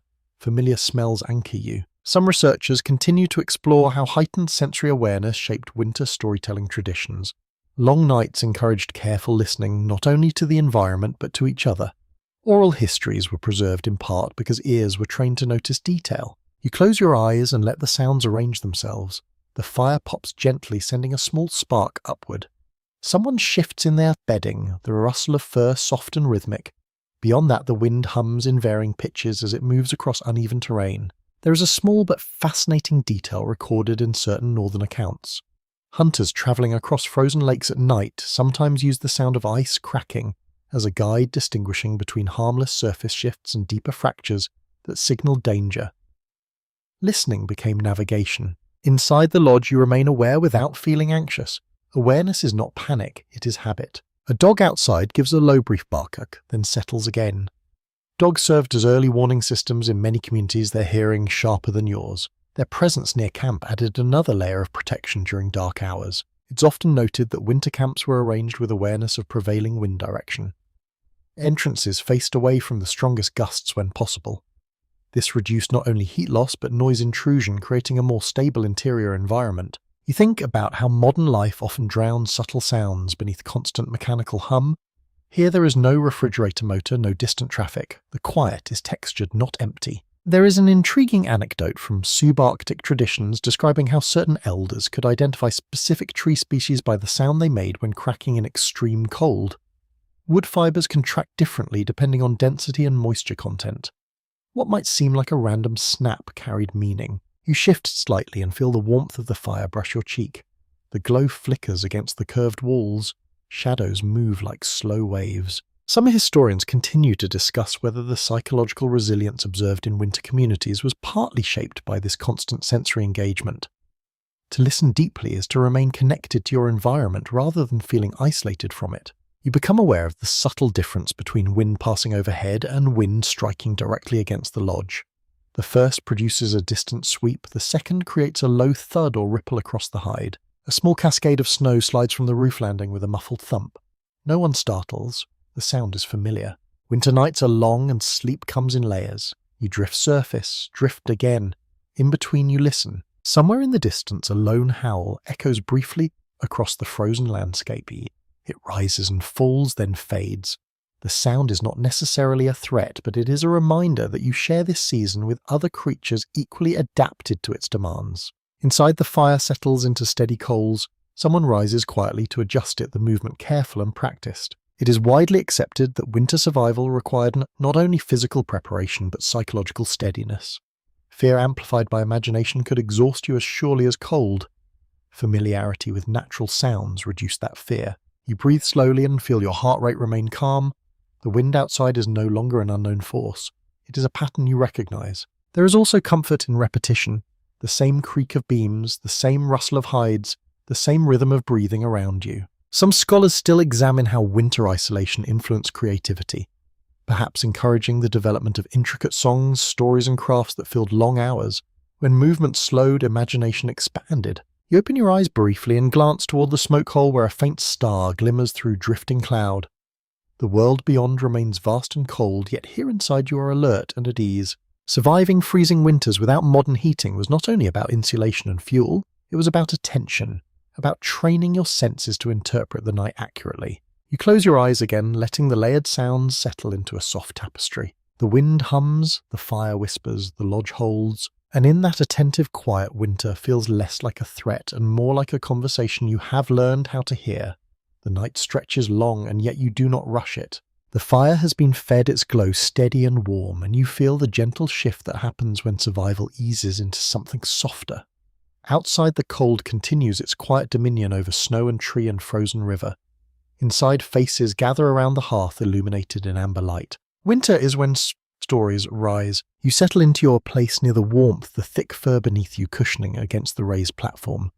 The air carries the scent of smoke and the faint sweetness of drying wood. Someone clears their throat gently and conversation slows. It's widely recognized that in many native communities, winter was the traditional season for storytelling. Certain stories were reserved for the cold months when work in the fields or long-distance travel had paused. The long nights created space for memory and imagination. You lean forward slightly as an elder begins to speak. The voice is calm, rhythmic. The story unfolds not in haste but in careful detail, each phrase shaped like a small ember placed deliberately into the fire of your mind. You notice how children sit closer, eyes reflecting the flame. Even adults who have heard the tale before listen with quiet focus. Repetition does not dull its power, it deepens it. There is something profoundly warming about shared narrative. It binds you together in a way that fur and fire alone cannot. Some researchers continue to explore how seasonal storytelling reinforced environmental knowledge. Tales about animals often carried practical lessons about migration patterns or behavior in harsh conditions. Stories about spirits and ancestors reminded listeners of resilience and responsibility. The fire crackles softly as the elder gestures with a slow movement of the hand. Shadows shift across the walls. The dome of the lodge seems to lean inward, holding the sound close. There is an intriguing detail recorded in certain northern traditions. Some winter stories were forbidden during other seasons. Telling them out of season was believed to bring misfortune or disrupt balance.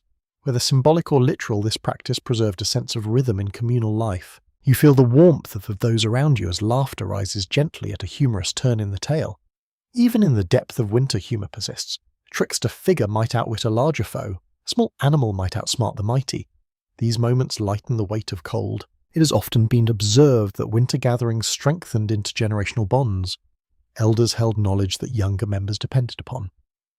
The dark season became a classroom lit by flame. You rest your chin lightly on your hands and listen as the story shifts toward memory. A winter long ago, harsher than this one. Snow piled higher than the lodge roof. Game scarce. Yet the community endured through cooperation and careful planning. The lesson is clear without being blunt. Hardship is not new. It's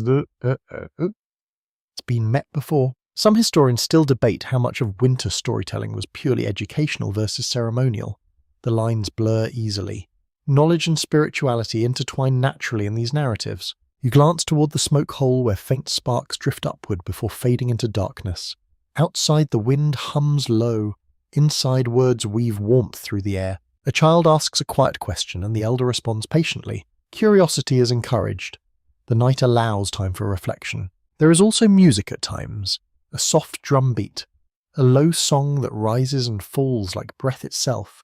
Sound travels differently in winter, muffled by snow outside held close within walls. You imagine how these stories accumulate over generations each winter, adding another layer. The act of gathering itself becomes ritual. Fire in the center. Faces in a circle. The world beyond held at bay. It is frequently acknowledged that mental resilience plays as vital a role in survival as physical preparation. Stories remind you who you are. They remind you that winter is a chapter, not the entire book. You lean back slightly, feeling the warmth on your cheek. The fire's glow reflects in attentive eyes. Outside darkness deepens, but inside imagination brightens. There is a quiet detail sometimes mentioned in accounts from plains communities. Storytelling during winter evenings often included subtle humour directed at everyday challenges such as the difficulty of keeping snow from blowing into the lodge. Laughter eased tension and made shared struggles feel lighter. Some scholars continue to examine whether winter storytelling traditions influence social cohesion during periods of scarcity. Shared narratives may have reinforced cooperation when resources were thin. The elder's voice softens as the story nears its end. Silence lingers briefly afterward, not empty but full. The fire shifts gently, sending a small shower of sparks upward. You feel an inward warmth now that is not entirely from flame or food. It comes from belonging. Surviving freezing winters without modern heating required more than insulation and calories. It required morale. It required memory. As people begin to settle back into their bedding, the last embers glow steady and calm. The lodge holds both heat and story within its curved walls. You close your eyes, the rhythm of the tale still echoing softly in your mind. Outside winter continues its vast quiet reign. Inside words have woven another layer of warmth around you. Morning returns with a pale wash of light across the snow, and you step outside to face the brightness of a frozen world. The air feels sharp but clear, each breath crisp against your lungs.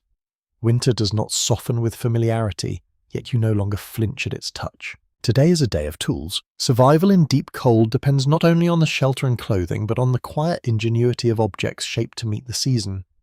You crouch beside a pair of snowshoes resting against the lodge wall.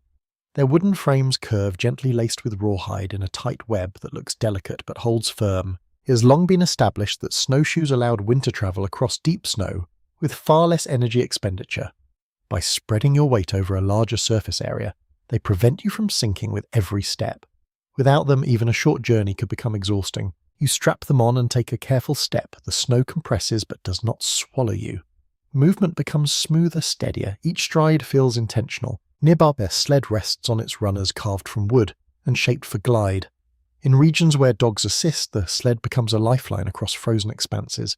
Its design is simple, yet refined runners curved upward at the front to move easily over uneven surfaces. There is a subtle detail often overlooked in discussions of winter tools. Snowshoes varied significantly depending on environment. Narrow, elongated shapes were favoured in dense forests where manoeuvrability mattered. Wider forms suited open plains or deep drifts. Adaptation shaped every curve. You move toward the frozen river's edge. The surface gleams under sunlight thick and solid. Yet caution remains essential. Ice can deceive. It's widely acknowledged that specializers' tools were used to test ice thickness before crossing. A staff or spear might be thrust downward to assess stability. Knowledge of water currents beneath the surface informed decisions about safe routes. You kneel and chip gently at the ice with a tool shaped from bone and wood. A small opening forms, allowing water to be drawn carefully. Access to liquid water in winter requires effort. Snow can be melted, but doing so consumes fuel. Clear ice or flowing water beneath frozen surfaces can be more efficient sources. There is an intriguing note in some Arctic accounts describing how hunters carried compact toolkits for repairing sleds or snowshoes during travel. A broken binding in freezing temperatures could quickly become dangerous. Preparedness was constant. You straighten and glance across the landscape. Tracks in the snow tell quiet stories. The narrow prints of a fox, the heavier impression of a deer. Reading these signs becomes part of winter skill. It is often recognized that tool use in winter extended beyond travel. Ice fishing required specialized implements to bore holes and retrieve lines. Traps were adapted to function reliably in freezing conditions. Even simple wooden tools were shaped with awareness of how cold affects material. You flex your gloved fingers and notice how the wood of your tool feels slightly different in extreme cold, less forgiving than in summer warmth. Craftsmanship accounted for this. Certain woods were chosen for resilience. Some researchers continue to explore how winter tool innovations spread between neighbouring communities. Trade routes carried not only goods but practical knowledge. A more efficient snowshoe design could move from one region to another over time. You walk slowly along the frozen riverbank, the sled gliding behind you. The sound is soft, almost soothing. The world feels wide yet navigable. There is a lesser-known anecdote recorded by early observers who marvelled at how quickly experienced hunters could construct temporary windbreaks using available materials, positioning them precisely to block prevailing gusts during short rests. Even brief pauses were engineered thoughtfully. You pause now and set down your staff. The sun hangs low despite the hour. Winter daylight remains modest. Inside the lodge, others tend to maintenance tasks. Snow is brushed from the roof to prevent excess weight.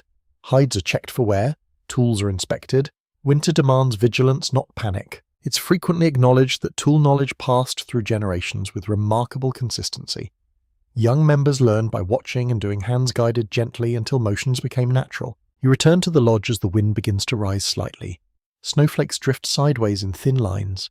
Inside, warmth greets you once more. You remove the snowshoes and lean them carefully against the wall. Their woven patterns catch the firelight. Each strand carries hours of labour and understanding. Surviving freezing winters without modern heating depended on this quiet partnership between human and tool. Snowshoes extend your stride. Sleds extend your carrying capacity.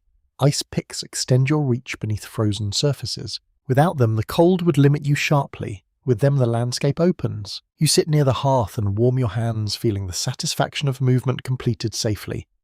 Outside, winter remains immense and unyielding. Inside, you hold tools that bend its edges slightly in your favour, and that subtle shift, repeated day after day, makes survival possible. You smell the ocean before you see it. The air shifts, carrying a faint briny sharpness that mingles with cold. The forest thins, and ahead lies a shoreline edged with ice. Waves move slowly beneath a crust of frozen foam, the rhythm steady and ancient. Winter by the sea is different from winter inland. The wind carries moisture that clings to clothing and skin. The cold seeps in, subtly riding on damp air. Yet here too, people have learned how to endure without furnaces humming behind walls. You walk along the shore, boots pressing into crusted snow that covers sand and stone. In coastal regions, from the Pacific Northwest to the Arctic, winter survival drew heavily on marine resources. The ocean did not freeze completely in many places, even when land lay locked in snow. It's widely recognized that coastal indigenous communities relied on fish, shellfish, marine mammals, and seaweed throughout the year, including winter. The steady availability of ocean resources provided a critical buffer against inland scarcity. You pause near a sheltered cove where smoke rises from a plank house built of thick cedar boards. The structure stands sturdy against the wind, its roof angled to shed rain and snow alike. Unlike earth lodges or snow houses, these coastal homes rely on heavy timber and tight-fitting planks. You step inside and feel the difference immediately. The air is cooler than near an earth lodge hearth, but less exposed than outside. A central fire burns within a designated hearth area, smoke rising through an opening above. There is an intriguing detail often noted in accounts of Northwest Coast architecture. Plank houses were constructed with removable boards, allowing adjustments for ventilation or light. Flexibility mattered even in winter. You sit near the fire and listen to the distant roar of waves filtered through the wooden walls. The sound is constant yet calming. Some researchers continue to explore how coastal diets rich in marine fats contributed to winter endurance. Seal oil, fish oil, and fatty fish provided high-energy sustenance similar to inland reliance on animal fat. Nutrition again supports internal warmth. Outside, someone checks fishing lines set beneath the ice near the shoreline. In areas where ice forms thinly openings are maintained for access, knowledge of tides and currents informs safe practice. It has often been observed that cedar played a central role in coastal winter survival. Its resistance to rot and moisture made it ideal for constructing homes in damp climates. Cedar bark could also be processed into fibre for clothing and rope. You run your hand along the interior wall, feeling the smooth grain of wood. The planks fit closely, reducing drafts. Mats and woven materials line parts of the interior, adding insulation. There is a lesser-known anecdote from early maritime explorers who were surprised to find coastal villages active even during cold months, sustained by ocean harvests, while inland groups sometimes faced more limited options. You glance toward a rack near the fire where fish dry slowly preserved for later use. The scent is strong but reassuring. Some historians still debate how seasonal mobility differed between coastal and inland communities during winter. Coastal settlements could remain relatively stable where marine food remained accessible, while inland groups often shifted camps more frequently. You step back outside briefly and feel the wind sweep across your face. It carries salt and cold together. Ice clings to the driftwood along the shore. Gulls cry overhead, their calls sharp against grey ski. Returning inside, you feel gratitude for walls built to withstand both storm and moisture. The fire burns steadily, though fuel must be managed carefully in regions where driftwood may be primary supply. It is frequently acknowledged that coastal winter life required constant attention to dampness. Wet clothing chills quickly. Fires must dry garments gently without scorching. Ventilation must prevent condensation buildup inside. You remove your outer layer and hang it near the warmth, watching faint steam rise as moisture evaporates. Balance again governs survival. There is also community here. Winter gatherings include feasting when stores allow sharing preserved fish and shellfish. Storytelling thrives as in other regions shaped by sea and storm. You sit beside the fire and listen to an elder describe a winter long ago, when storms battered the coast for days, yet the village endured through preparation and cooperation. Surviving freezing winters without modern heating along the coast required harmony with a different landscape. The ocean provided sustenance and challenge in equal measure. As evening falls, waves continue their slow rhythm beyond the walls. The fire glows warmly at the centre of the plank house. You wrap yourself in a robe and feel the layered warmth settle around you once more. Winter remains powerful here, shaped by wind and water rather than endless snowfields. Yet through wood flame and marine abundance, life continues. And as you close your eyes to the distant lull of surf, you understand that even beside a frozen sea, warmth can be carved from the elements. The land opens wide around you, stretching in pale waves of snow beneath a sky that feels impossibly large. This is the prairie in winter, where there are few trees to break the wind and almost nothing to hide behind when a storm rolls across the horizon. You stand beside a circle of teepees, their conical shapes rising from the white ground like quiet sentinels. At first glance, they seem too light, too simple to withstand a plains blizzard, and yet they do. It's firmly established that the tipi was one of the most sophisticated mobile dwellings ever developed for open grasslands. Its conical design deflects wind efficiently, allowing gusts to slide around rather than slam directly into flat surfaces. In a region where winter storms can sweep for miles without obstruction, shape matters deeply. You step closer and notice how the hide covering is stretched taut over long wooden poles that meet at the top. The base is secured with stakes driven into frozen ground. Snow gathers around the lower edges, adding insulation rather than posing immediate threat. Inside, the space feels intimate compared to the vastness outside. A small fire burns at the center and the smoke rises toward a carefully adjusted opening at the top. 2 smoke flaps can be angled to catch or block wind, guiding smoke outward while preserving warmth. You sit near the fire and feel the shelter respond subtly to wind. The hide covering shifts slightly, absorbing force without tearing. Flexibility is its strength. There is an interesting detail preserved in some historical accounts from the plains. During severe cold, additional liners made of hide or woven mats were suspended inside the tipi walls, creating a second layer that trapped insulating air between inner and outer surfaces. This double wall system significantly improved warmth. Researchers continued to explore how variations in tipi construction reflected differences between nations across the plains. Pole-length hide preparation and interior arrangement could vary, shaped by both environment and cultural tradition. You glance upward as toward the smoke hole. The sky beyond is pale and restless. Snow begins to fall lightly, then more steadily. From inside, you hear the faint patter against hide. It's often acknowledged that mobility defined life on the plains. Large herds of buffalo moved across the landscape and communities followed. The tipi's portability allowed entire camps to relocate efficiently even in winter when conditions demanded flexibility. You imagine a storm approaching quickly. Wind intensifies, snow driving sideways in sharp streaks. Inside the tipi, you crouch low, listening. As gusts sweep around the conical walls, the structure holds. There is a curious anecdote from early travelers who described how during blizzards, the snow that piled against the lower edges of tipis actually enhanced insulation, sealing small gaps and reinforcing stability. You adjust your robe and feel warmth radiating from the fire. The interior remains surprisingly comfortable given the open plains outside. Some historians still discuss how communal organization influenced winter survival on the plains. Tipis were often arranged in circles forming a village layout that may have helped reduce wind exposure for interior structures. The outer ring absorbed the strongest gusts. You step briefly outside and are struck by the force of wind against your face. Snow stings your cheeks. Returning inside feels like entering another world. The fire crackles steadily, fed with carefully gathered wood or dried dung when timber was scarce. Fuel choices reflected environment. On treeless plains, dried buffalo dung served as an effective fuel source, burning steadily with little smoke once properly prepared. That small detail might surprise you, yet it underscores adaptability. Nothing useful was overlooked. You settle back onto bedding, arranged along the perimeter, fur robes layered thickly. The conical shape draws rising heat toward the center before it disperses gently. It's widely observed that teepees allowed for efficient heating relative to their size.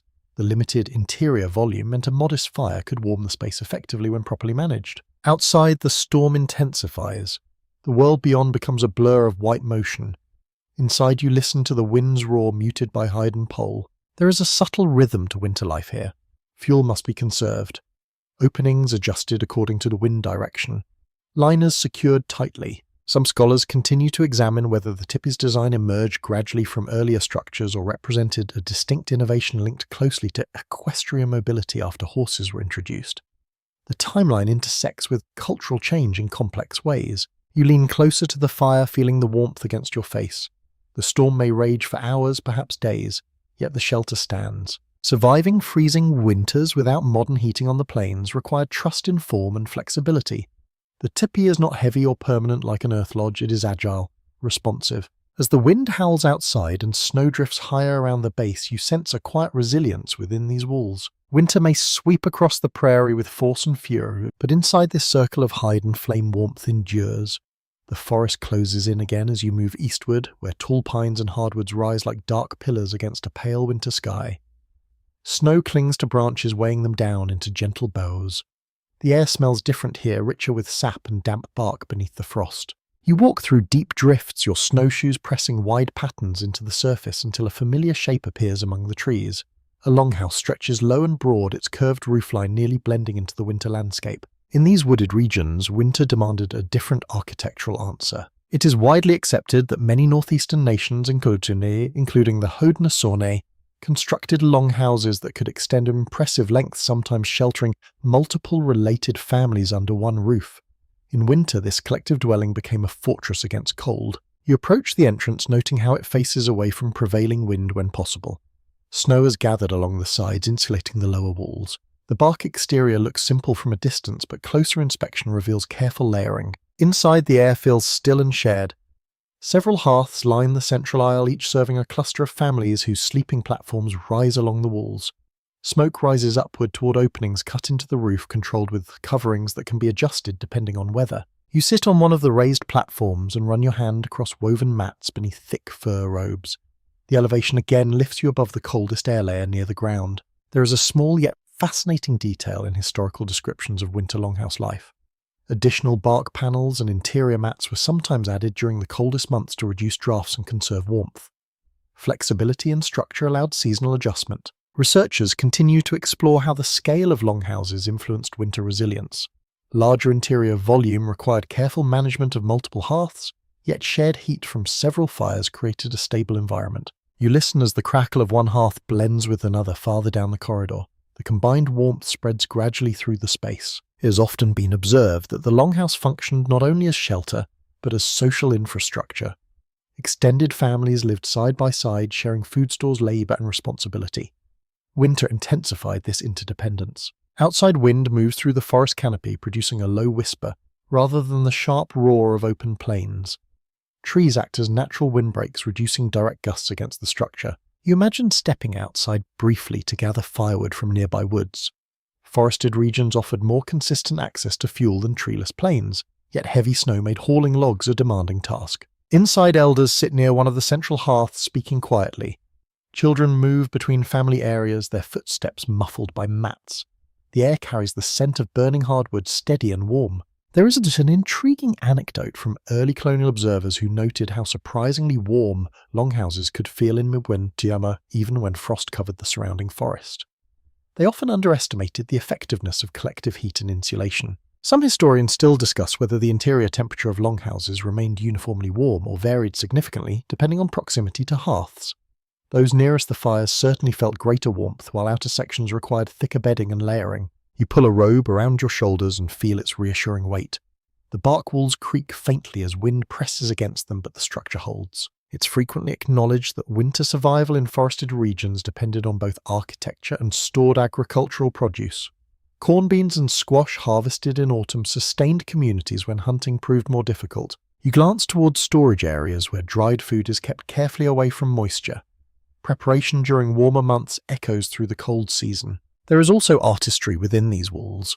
Decorative elements carved into wooden supports or woven into mats persist even in winter. Beauty does not retreat when temperatures drop. You lean back and listen to the layered sounds. Multiple conversations murmur softly. Firewood shifts and pops. Outside snow slides from branches in gentle cascades. Surviving freezing winters without modern heating in forested lands required the merging of communal design and abundant natural resources. The trees provided both fuel and protection. The longhouse gathered warmth from many bodies and fires into one extended shelter. As darkness falls again, the interior glows warmly from several hearths. Shadows dance along bark walls. You settle into your place along the raised platform, feeling the steady presence of others nearby. The forest outside stands silent and white. Within these long wooden walls, winter loses some of its isolation, and as the night deepens, you sense once more that warmth here is never solitary. It is shared. You might imagine that winter belongs only to forests heavy with snow or plains swept by blizzards, but even in lands you think of as dry and sun-baked, the cold arrives after sunset with surprising authority. Now you stand beneath a desert sky so clear it feels endless. During the day, sunlight warmed the sand and stone, but as night falls, that warmth drains quickly into the open air. The temperature drops fast, leaving you shivering in a place that seemed almost gentle at noon. Winter here is subtle yet unforgiving. In the southwest, among Puebloan communities and other desert-dwelling nations, architecture adapted to both scorching summers and cold winter nights. It is well established that multi-storied adobe or stone dwellings retained heat, absorbed during daylight hours, releasing it gradually as night settled. You press your palm against a thick adobe wall just after sunset. It still feels faintly warm from the sun. The material holds thermal mass, absorbing heat when available and releasing it slowly when temperatures fall. You step inside a room with low ceilings and thick walls. A small fire burns in a hearth, its smoke guided through a carefully designed opening. The space is compact, limiting heat loss. There is a fascinating detail preserved in archaeological studies of southwestern dwellings. Kiva ceremonial rooms, often built partially underground, maintained relatively stable temperatures year-round due to their subterranean design. In winter, that stability offered refuge from sharp nighttime cold. You sit on a woven mat and wrap a thick blanket around your shoulders.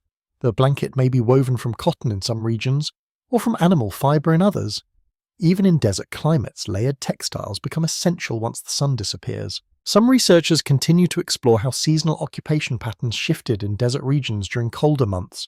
Communities might cluster more tightly, using rooms strategically to conserve warmth. Outside, the wind carries fine grains of sand across frozen ground. It sounds different from snow, a dry whisper instead of a muffled hush. It's often acknowledged that desert winter nights can dip below freezing despite mild daytime temperatures. The dramatic swing requires flexible strategies. You move closer to the fire and feel its glow against your hands. Unlike in heavily forested areas, fuel may be scarcer here.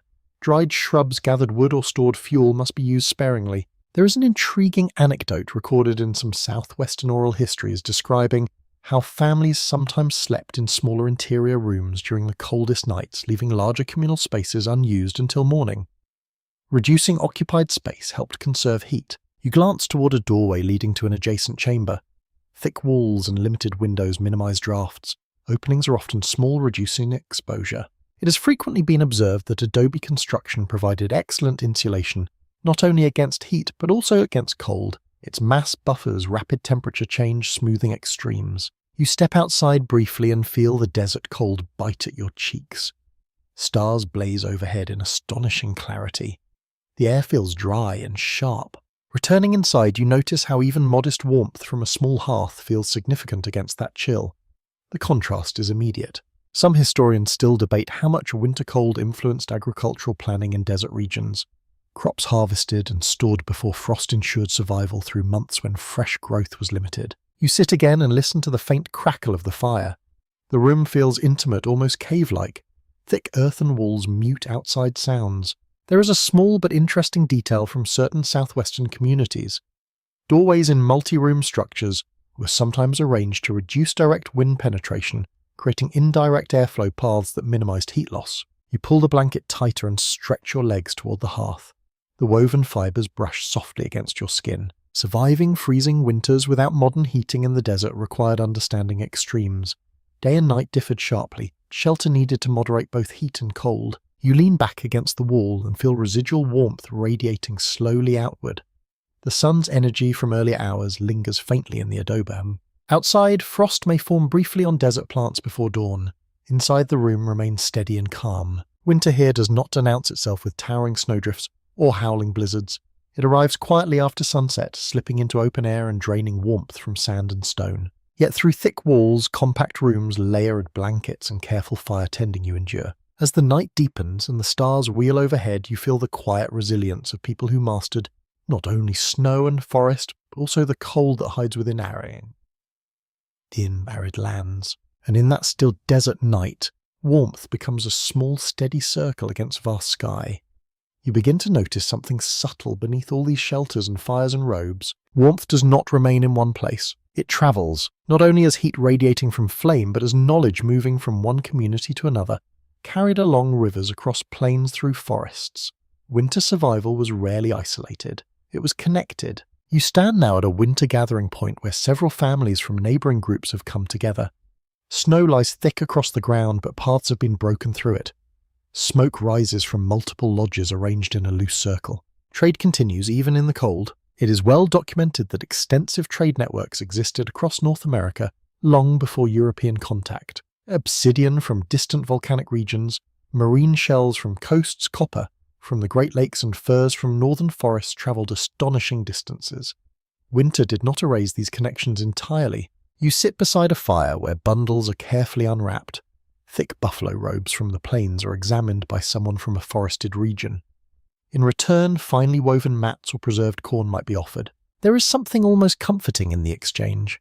It reinforces the idea that survival is not solitary. You run your hand along a robe traded from far away. The fur is dense, the leather supple. It will serve well in colder months. Nearby, someone inspects a carved tool acquired through trade, its design slightly different from local versions. Some researchers continue to explore how winter's trade gatherings functioned logistically in harsh conditions. Were they smaller than summer assemblies or simply more carefully planned? Evidence suggests that seasonal exchange persisted, though adapted to climate. You watch as a bag of dried berries changes hands, preserved carefully since autumn.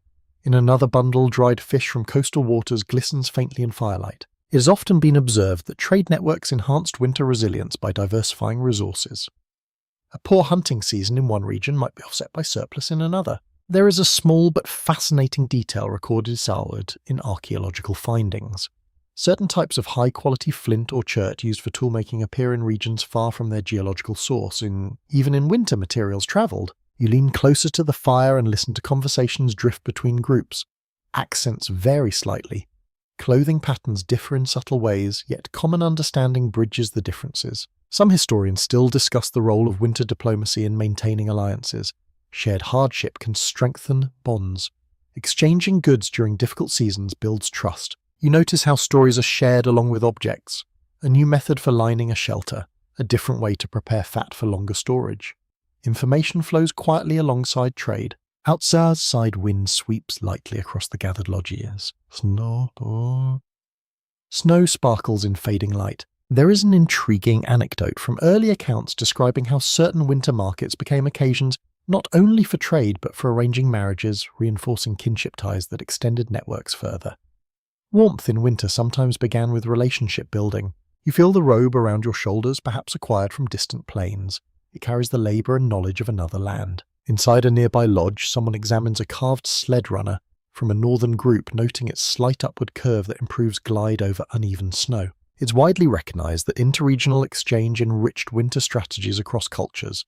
No community existed in complete isolation. You sit quietly and sense the layered resilience at work: food, clothing, tools, stories, alliances. Surviving freezing winters without modern heating required not only individual ingenuity, but collective adaptation across vast territories. The fire burns steadily as evening deepens.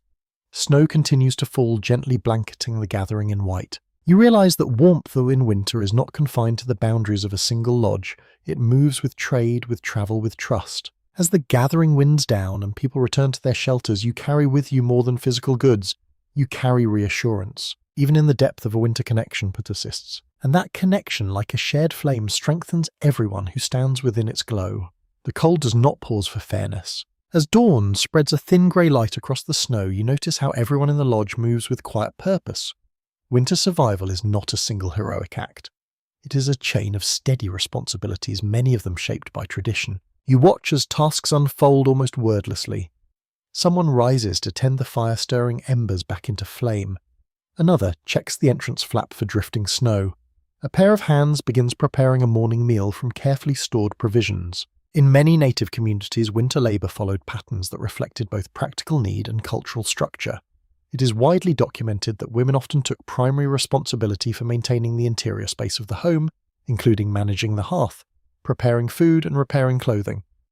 Men frequently focused on hunting, wood gathering, and tasks requiring extended travel in cold conditions. Yet these divisions were not rigid in every region. Flexibility existed where needed. You sit near the hearth and observe the rhythm. A robe is lifted and inspected for worn stitching. A seam is reinforced with sinew thread. A small tear could invite cold air during the night. Outside, as someone splits wood and the sound sharp and crisp against frozen ground, each strike of the tool sends a vibration through the air. Researchers continue to explore how winter labour divisions may have adapted during periods of scarcity or hardship. If a hunter fell ill, others stepped in. If a mother needed rest, relatives shared responsibilities. Survival did not allow strict adherence to role when conditions demanded change. You feel the warmth from the fire brush your face as you grind dried corn into coarse meal. The motion is repetitive, calming. Food must be stretched carefully through the season. There is an interesting detail preserved in some ethnographic accounts. During winter months, women often dedicated time to crafting and repairing clothing, knowing that well-maintained garments directly influenced the entire family's warmth. The work was quiet yet powerful. You glance toward a young child watching closely, absorbing each movement. Skills are not taught through formal instruction alone. They are learned through presence. It has often been acknowledged that winter intensified cooperation within households. Tasks that might be individual during warmer months became shared when cold limited daylight and energy. You step outside briefly to help carry in a bundle of wood. The air bites at your exposed cheeks. Snow squeaks under your boots. Returning inside, you notice how quickly the interior feels warmer again. Even though the fire's size has not changed, the body adjusts, appreciating shelter more keenly after exposure. Some historians still discuss whether winter labour divisions reinforced social cohesion or created tension when resources were thin. Evidence suggests that cooperation generally prevailed, though no society is without strain. You kneel to help mend a fur glove, pushing a needle through thick leather with careful pressure. Your fingers move steadily despite the chill that lingers at the edges of the lodge. There is also humour in the work. A small joke passes between two adults about who forgot to shake snow from their boots the previous night. Laughter flickers briefly like a spark. It's broadly recognised that winter maintenance tasks were as critical as hunting itself. A well-sealed shelter, repaired clothing and managed firewood supply formed the backbone of survival. You glance toward an elder who quietly supervises, offering gentle corrections when needed. Knowledge flows downward through generations, but respect flows upward. There is a subtle detail mentioned in some accounts from forest communities. During long winter evenings, intricate beadwork and quillwork were often completed not merely for decoration but as expressions of identity and continuity during a season that might otherwise feel stark. You feel the texture of the fur beneath your hands as you finish the repair. The glove will hold warmth more effectively tonight. Outside, the sun climbs slightly but remains low. Winter daylight is brief and must be used wisely. Surviving freezing winters without modern heating required more than shelter design and clothing innovation. It required disciplined routine. You look around the lodge and see how every action contributes to warmth. Fire tending, food preparation, garment repair, snow clearing, wood gathering. No single task appears grand, yet together they create stability. As evening approaches again, the lodge feels orderly and prepared. Fuel is stacked neatly. Bedding is shaken and arranged. The fire burns with a steady glow. You settle near the hearth once more, aware that tomorrow will bring similar work. Winter continues its long test outside. Inside, steady hands meet it calmly, and in that quiet repetition of shared labour, warmth is sustained. The darkness feels heavier tonight. You sense it even before the sun disappears fully. The day has been short, the arc of light shallow across the sky. Now the horizon dims into deep blue and stars begin to appear with unusual brightness. Midwinter carries a particular stillness. You sit near the hearth, aware that this stretch of the season marks a turning point. The longest night approaches, or perhaps has just passed.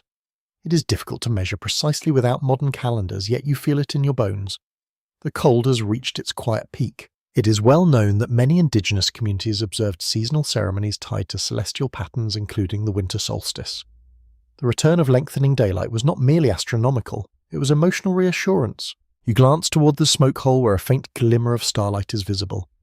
Elders speak softly about the sun's journey, about cycles that repeat faithfully even when the world feels frozen and unchanging. Some researchers continue to examine how closely specific winter ceremonies are aligned with precise solstice dates versus broader seasonal markers. Oral tradition does not always fix events to exact astronomical moments, yet the symbolism remains clear. A small fire ceremony begins quietly. Offerings are placed near the hearth, perhaps a pinch of dried tobacco or a small portion of food. Gratitude and hope mingle in the air. There is an intriguing detail in certain southwestern traditions where winter solstice alignments were built directly into architecture, allowing sunlight to enter ceremonial spaces in precise ways. Whether by design or accumulated observation, light itself became a participant in ritual. You sit cross-legged and listen as a low song rises. The melody is steady and measured, carrying through the lodge like a slow pulse. It does not push against the cold outside. It acknowledges it. It has often been observed that ritual during winter served to reaffirm continuity. Even in harsh seasons, time moves forward. The sun will climb higher again, snow will melt eventually. You feel the warmth of the fire against your palms as you close your eyes briefly. The song continues, voices blending in quiet harmony. Outside, frost glitters on branches under starlight. The air is crisp and still. Some historians still discuss how winter ceremonies strengthen psychological endurance. By marking time intentionally, communities resisted the sense that winter might stretch endlessly. You imagine stepping outside briefly after the ceremony, looking up at the sky. Constellations wheel overhead in patterns known by memory. Stars that guide travel and mark seasons remain steady. There is a subtle anecdote recorded in northern oral histories describing how children were encouraged to watch for the first noticeably longer day after midwinter, a small yet hopeful sign that darkness was retreating. You return inside and sit again near the hearth. The atmosphere feels calm, almost tender. It is widely recognized that spiritual practice intertwined seamlessly with daily life. There was no strict separation between survival and ceremony. Both belong to winter. You sense a collective breath move through the lodge as the song concludes. Silence follows, not empty but full. The fire shifts gently, sparks rise and vanish. Surviving freezing winters without modern heating required more than physical adaptation. It required trust in cycles beyond immediate hardship. You wrap your robe closer and feel a quiet reassurance. The cold remains severe. Snow still blankets the land. Yet tonight carries a different tone. The longest night has been faced, and somewhere beyond the dark horizon the sun prepares its slow return. You lie back, eyes half closed, listening to the faint murmur of conversation as people settle once more. Winter has not ended, but it has begun to turn. Winter is not only cold, it is also strain. You notice it in the way a cough lingers longer than usual, in the stiffness of fingers after a long day outside, in the pale patch of skin on someone's cheek that took too much wind. The cold tests more than architecture and clothing. It tests bodies. You sit near the fire and hold out your hands, turning them slowly in the glow. The warmth seeps into your knuckles, easing a dull ache. Outside, the ish remains sharp and dry. It's widely understood that frostbite and respiratory illness posed real risks during severe winters. Prolonged exposure to freezing temperatures could damage skin and extremities, while smoke-filled interiors sometimes irritated lungs. Survival required vigilance not only against hunger and wind, but against illness. You glance toward a young hunter whose fingers are wrapped carefully in soft fur. He spent too long checking traps yesterday. The tips turned pale and numb. Now they are being warmed gradually near the fire, not thrust directly into intense heat which could worsen injury. There is a quiet discipline to this care. Sudden temperature changes can cause further damage. Slow warming, gentle movement and protective wrapping become essential. Some researchers continue to examine how traditional remedies mitigated winter ailments.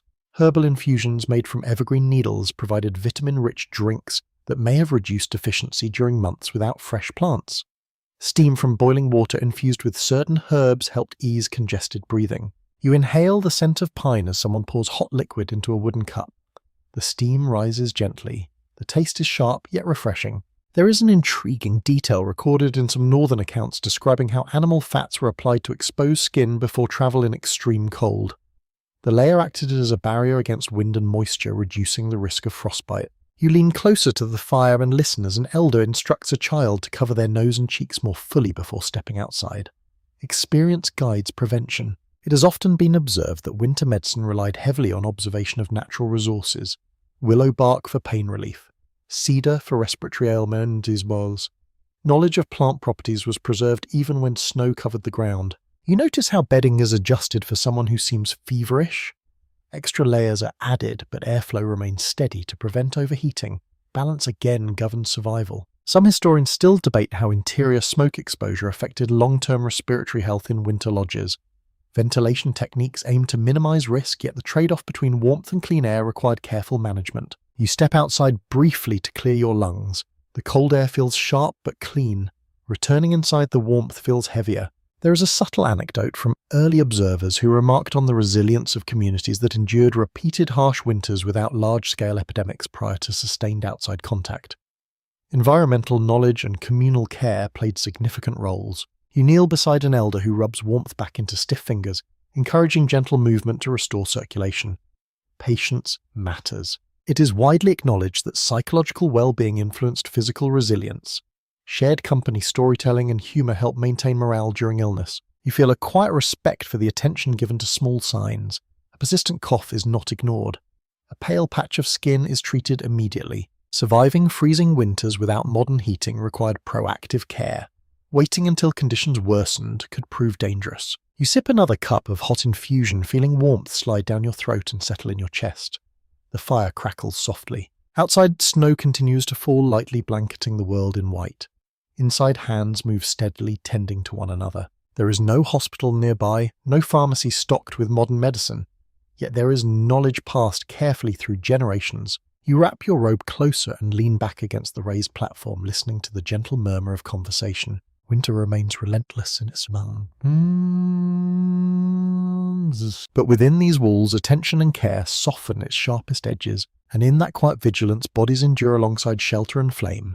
By now you understand that winter is serious, but it is not always solemn. You sit near the fire after a long day of routine tasks, your hands warm and your stomach full. Outside, the snow reflects moonlight in a pale glow. Inside, the lodge feels calm, almost drowsy. Then someone makes a small remark about the way the wind slipped under the door flap earlier and startled a young hunter into dropping his bundle of wood. Laughter rises soft at first, then fuller. Humor lives here too. It's often acknowledged that communities enduring harsh climates develop strong traditions of storytelling that include teasing, playful exaggeration, and gentle mockery. Laughter relieves tension that might otherwise build during long confined winter months. You notice how the young hunter accepts the teasing with a grin, shaking his head, as if to say he will never hear the end of it. The joke will likely resurface tomorrow, perhaps in slightly altered form. There is an intriguing detail recorded in some plains and subarctic oral traditions where trickster figures such as coyote or raven play prominent roles in winter storytelling. These characters often make foolish choices, suffer humorous consequences, and teach lessons through mischief rather than solemn instruction. You lean closer as someone begins recounting a story of a trickster who tried to outsmart winter itself, only to find that cold has a sense of humor too, and the room fills with quiet amusement. Researchers continues to explore how humor functioned as a coping mechanism in extreme environments. When daylight is scarce and movement limited, laughter becomes a form of warmth. You feel the fire's glow on your cheek and the shared mirth ripple through the group. It lightens the atmosphere without dismissing the reality outside. There is also playful competition at times. Someone boasts lightly about stacking wood more efficiently than anyone else. Another saunters with exaggerated claims of braving deeper snow. It has often been observed that humor in winter settings reinforces social bonds. Gentle teasing affirms belonging. You only tease those you trust. You stretch your legs and feel the pleasant heaviness of relaxation. The sound of laughter seems to lift the ceiling slightly, as if the lodge itself expands for a moment. A small child attempts to imitate the voice of an elder from a previous story, drawing another wave of chuckles. The elder responds with mock indignation, then smiles. Some historians still debate whether humour traditions intensified during winter or remained constant throughout the year. The evidence suggests that long evenings indoors naturally created space for more storytelling and playful banter. You glance toward the entrance flap where wind continues its steady murmur. The cold is still there, unamused by your jokes. Yet inside the atmosphere feels warmer. There is a subtle anecdote from early European accounts describing how visitors were surprised by the amount of laughter they encountered in winter camps. Outsiders often imagined only hardship, not joy. You lean back against a bundle of furs and close your eyes, briefly smiling at the latest punchline. The fire crackles in agreement. It is widely recognized that mental resilience supports physical endurance. Humor eases fear, it reduces the weight of uncertainty. You imagine facing a blizzard without laughter, only silence and tension. The difference is profound. Surviving freezing winters without modern heating required more than technical skill. It required emotional balance. You watch as the teasing subsides into softer conversation. The group begins preparing for sleep. Embers are banked carefully. Outside, the moon glides slowly across the sky, silver against snow. Inside, you feel the lingering echo of shared amusement. It warms you in a way that fur and fire cannot fully explain. You settle beneath thick robes once more, the sounds of quiet breathing returning to the lodge. Winter remains long and demanding, but tonight it feels lighter. And in that gentle laughter carried through cold air, you find another kind of heat. You wake to a different kind of presence inside the lodge. Not wind, not snow. Strangers. Their clothing looks heavy in unfamiliar ways, layered wool and metal fastenings catching the firelight. Their boots are stiff, their faces flushed from the cold. They glance around with a mixture of curiosity and disbelief. Early European visitors often recorded their impressions of native winter life with astonishment, sometimes misunderstanding what they saw. It's a documented reality that many colonists initially underestimated the effectiveness of indigenous winter shelters and clothing, assuming that only stone houses or brick chimneys could provide true warmth. You sit quietly near the fire and observe the visitors as they extend their hands toward the flame, surprised by how steady the interior air feels compared to the biting wind outside. One of them murmurs something about how thin the walls appear, how impossible it seems that such a structure could withstand a blizzard, yet here they stand warmed by the same fire. There is an intriguing note preserved in some colonial journals describing how newcomers sometimes struggled more with winter than the communities they encountered. Heavy wool garments absorbed moisture and froze stiff. Boots not designed for deep snow slowed travel. Knowledge, not just material, shaped endurance. Some historians continue to examine how early accounts distorted indigenous winter strategies, portraying them as primitive rather than adaptive. Such misunderstandings often reflected cultural bias rather than objective observation. You watch as a visitor lifts a fur robe, cautiously surprised by its softness and insulating thickness. He presses it to his cheek and nods in quiet approval. It has often been acknowledged that trade between indigenous communities and colonists expanded rapidly in winter months, particularly in the fur trade. European demand for beaver pelts prized for hat-making altered winter hunting patterns dramatically. You feel a subtle tension beneath the surface of the gathering. Trade brings opportunity, but also imbalance. There is a lesser-known anecdote from northern accounts describing how some European settlers eventually adopted indigenous snowshoes and clothing styles after repeated winter failures using their own methods. Adaptation moved in both directions, though not always equally acknowledged. You listen as an elder explains the placement of the smoke hole and the importance of sealing drafts. The visitor nods, slowly absorbing the lesson. Researchers continue to explore how winter survival techniques influenced early colonial architecture in certain regions. Log cabins with chinking between timbers reflect in part knowledge learned from indigenous builders. Outside, the wind sweeps across snow once more, indifferent to cultural exchange. Inside, warmth persists. You sense that misunderstanding often arises from unfamiliarity. To an outsider, a snow house or teepee may appear fragile. To those who know its design, it is dependable. Some scholars still debate how deeply European settlers integrated indigenous winter knowledge into their own practices versus maintaining separate systems. The answer varies by region and time. You glance at the visitor's boots, stiff with frost near the soles. Inside the lodge, moisture begins to soften the leather. It's widely recognized that cultural exchange in winter often began with practical necessity. When temperatures plunged, pride yielded to survival. You feel the robe around your shoulders and reflect on how easily one might misjudge what one does not understand. Surviving freezing winters without modern heating required more than material resources. It required respect for environment and accumulated knowledge. The visitors settle awkwardly near the hearth, slowly relaxing as warmth seeps into their bones. Outside, snow continues to fall. Inside, two worlds share a circle of firelight. Winter remains vast and impartial. Yet in this small space you witness the quiet correction of assumption, and you understand that warmth, like knowledge, travels best when carried with humility. You run your fingers along the wooden beam above you, and feel the smooth curve where one piece fits into another.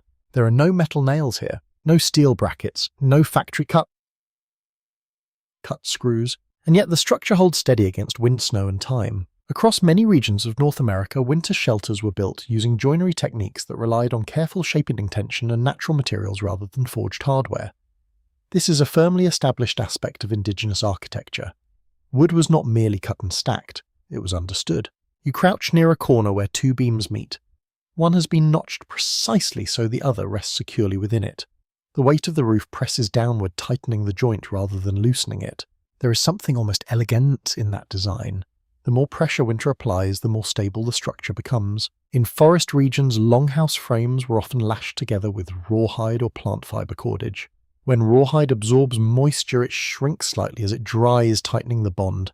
What might appear fragile to an untrained eye is in fact responsive. Researchers continued to examine how different climates influence joinery choices. In wetter, coastal areas, cedar planks were fitted carefully to shed rain. In drier regions, earth and stone provided mass. Techniques evolved locally, guided by experience rather than written manuals. You stand and press gently against a wall. It does not wobble. It flexes just enough to absorb movement without cracking. There is an intriguing detail preserved in archaeological studies of ancient southwestern structures. Stone blocks were sometimes shaped and stacked in ways that distributed weight evenly with minimal reliance on binding agents. Precision replaced excess material. You step outside and look up at the roofline. Snow rests along the edges but does not seep through. Each layer overlaps intentionally, channeling moisture away from seams. It has often been observed that architectural knowledge was transmitted orally and through apprenticeship. Young builders learned by watching elders select straight poles, judge bark thickness, and align structural supports. You imagine shaping a wooden peg to fit perfectly into a drilled opening, tapping it into place with measured force. No spare pieces, no waste. Some historians still discuss how rapidly Indigenous architectural techniques adapted after contact with Europeans introduced metal tools. While metal axes and knives improved efficiency, the fundamental principles of design often remained unchanged. Inside the lodge, you trace the path of a supporting pole from floor to roof. It leans slightly inward, contributing to the overall strength of the structure. There is a lesser-known anecdote from early explorers who were surprised by how little draft penetrated bark structures once interior liners were added. The layering system created a stable air pocket between outer and inner walls. You settle near the hearth and observe how even the smoke hole has been framed carefully to prevent unnecessary heat loss. Adjustable coverings can be secured firmly without nails. It's widely acknowledged that winter tested construction quality immediately. A poorly fitted seam would reveal itself on the first cold night. Experience refined technique quickly. You think about modern houses filled with hidden metal and synthetic sealants. Here, natural materials perform similar roles through careful design. You reach down and touch the floor beneath you. In some structures, packed earth provides a firm base. In others, wooden planks rest on supporting beams elevated slightly above ground. Researchers continue to explore how Indigenous engineering principles and anticipated concepts now celebrated in sustainable architecture. Use of local materials, climate-responsive design, minimal environmental disruption. You feel the warmth of fire radiate upward and notice how beams above show slight darkening from years of smoke. The wood remains strong. There is a quiet confidence in knowing that every piece of this shelter was chosen and shaped by hand. Surviving freezing winters without modern heating required structures that could be assembled, repaired, and maintained without that reliance on distant resources. You lean back against a wall and sense its solidity. Outside, wind moves steadily across snow-covered ground. Inside, wood and fibre hold firm. The absence of metal does not mean absence of strength. It means strength drawn directly from the forest and shaped by knowledge. And in that careful joining of beam-to-beam warmth finds a home. You hear them before you see them. A soft huff of breath, the faint jingle of harness, the rhythmic crunch of paws against snow. Dogs move at the edge of camp, alert and purposeful, their coats thick against the cold. In some regions they are companions, in others essential partners in winter survival. You step outside and feel the cold press against your cheeks once more.